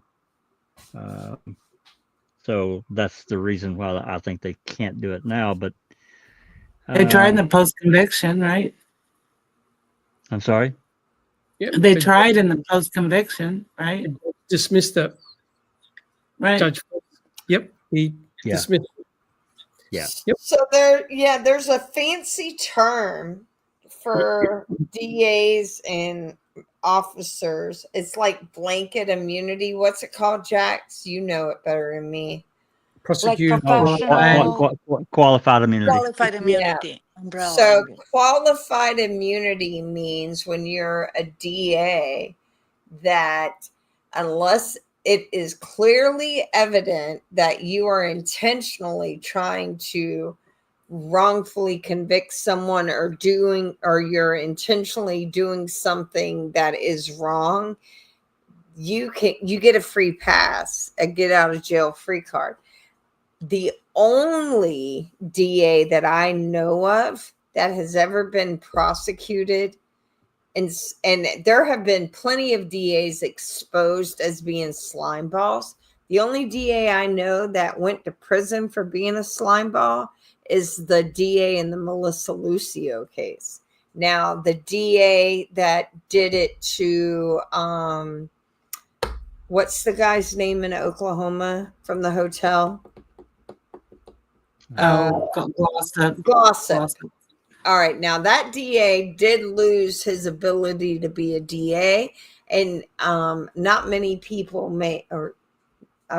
there may not be many who know that Nancy Grace was also disbarred for being a slimy DA. Yeah. But they don't prosecute DAs. They get a free pass for being unethical dirtbags. There's been a few. I can't remember the website, but there's been a few. Like Nafong, he went to jail for 3 days, I think, but for what he did in the Duke Lacrosse case. This was back in. Did you really the early say 2000s. 3 days? Did you really say 3 days? 3 days, and I think he had barred from holding prosecutor's office. But yeah, 3 days. Yeah, I think that's what he got in jail. But what he did was so unethical. It was. Anyway, I'm not going to get off on that. Back to that question, there's one word that I have learned in our judicial system that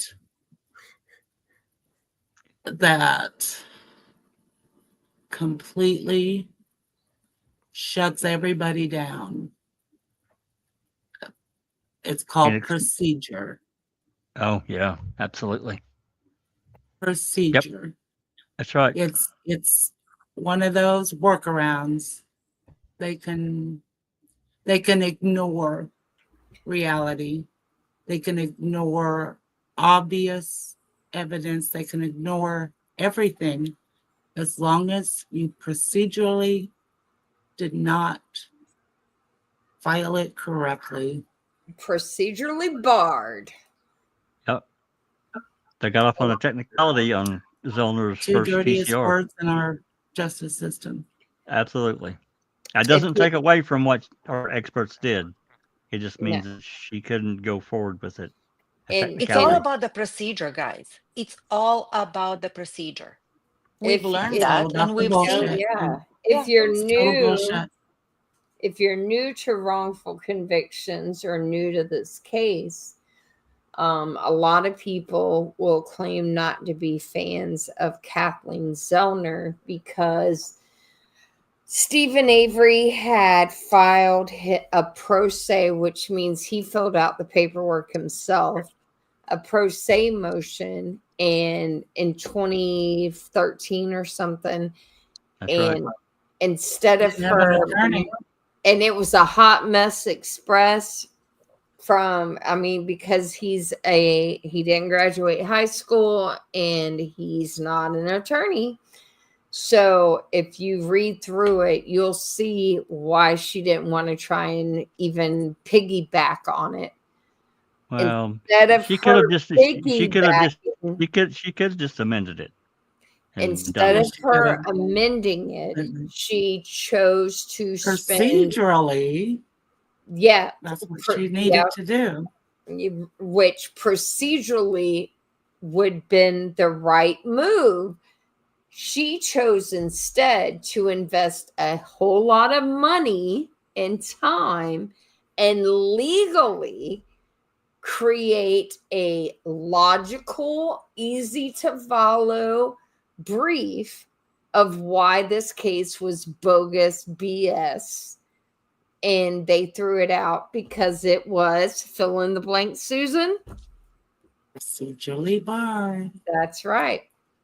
And that's the bones. That's the, come on, guys. Everything. Like, Everything. yeah. Everything. Bullet. Everything. Yeah. Correct. All right. Well, Before we slip out the door here, one more time, I want to thank ACV for his generosity and giving, $50 foul play. Well, it'll be less than that because YouTube gets their swipe. But whatever, it was a very generous donation. We don't normally see that. And thanks again. thank you so much. Well, look, guys. Jack, I don't know if ACV is a member of Foul Play Discord. If you could throw Oh, sure. Yeah, the the link up. the link, Yeah. that would be awesome. Thank you. Yeah, Yeah. I will. Any and all donations are appreciated. We use Absolutely. them to access records and to help researchers when computer equipment goes kaput, and to do all the things. And we also donate money. Yep. And we also donate to Susan. You want to fill us in on who we're donating to this time around? To the Center Integrity and Forensic Science. Yep, which helps to prevent wrongful convictions. Yes. Are String and Buting both part of that? I believe they are. Yep. They are. Yeah. Correct. CIFS, Center for Integrity in Forensic Science. That's what it is. Yes. And, Oh, you know and what they I was also work gonna- on cases where junk science has been used. You on know what I wrongfully was going to convicted. share a while? This was in like a couple hours ago in our podcast. We were talking about attorneys not turning over, like when Nyrider and Drizzen received the case, why Fringen didn't give them all the documents, right? If he had these things.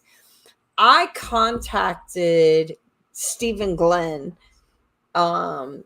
when I had found out the information about Gregory Allen. And he said, you need to speak with his current attorney. She has all of our records on him. And so to think that an attorney has, I just find that interesting that they went to him and he still had records, when that's what Stephen Glenn said to me. He's like, I can't comment on it. And besides, she has our entire file. Yep. So that just shows you how bogus their explanation is. Yeah. But again, your arguments that you present is only as strong as the material that you have, right?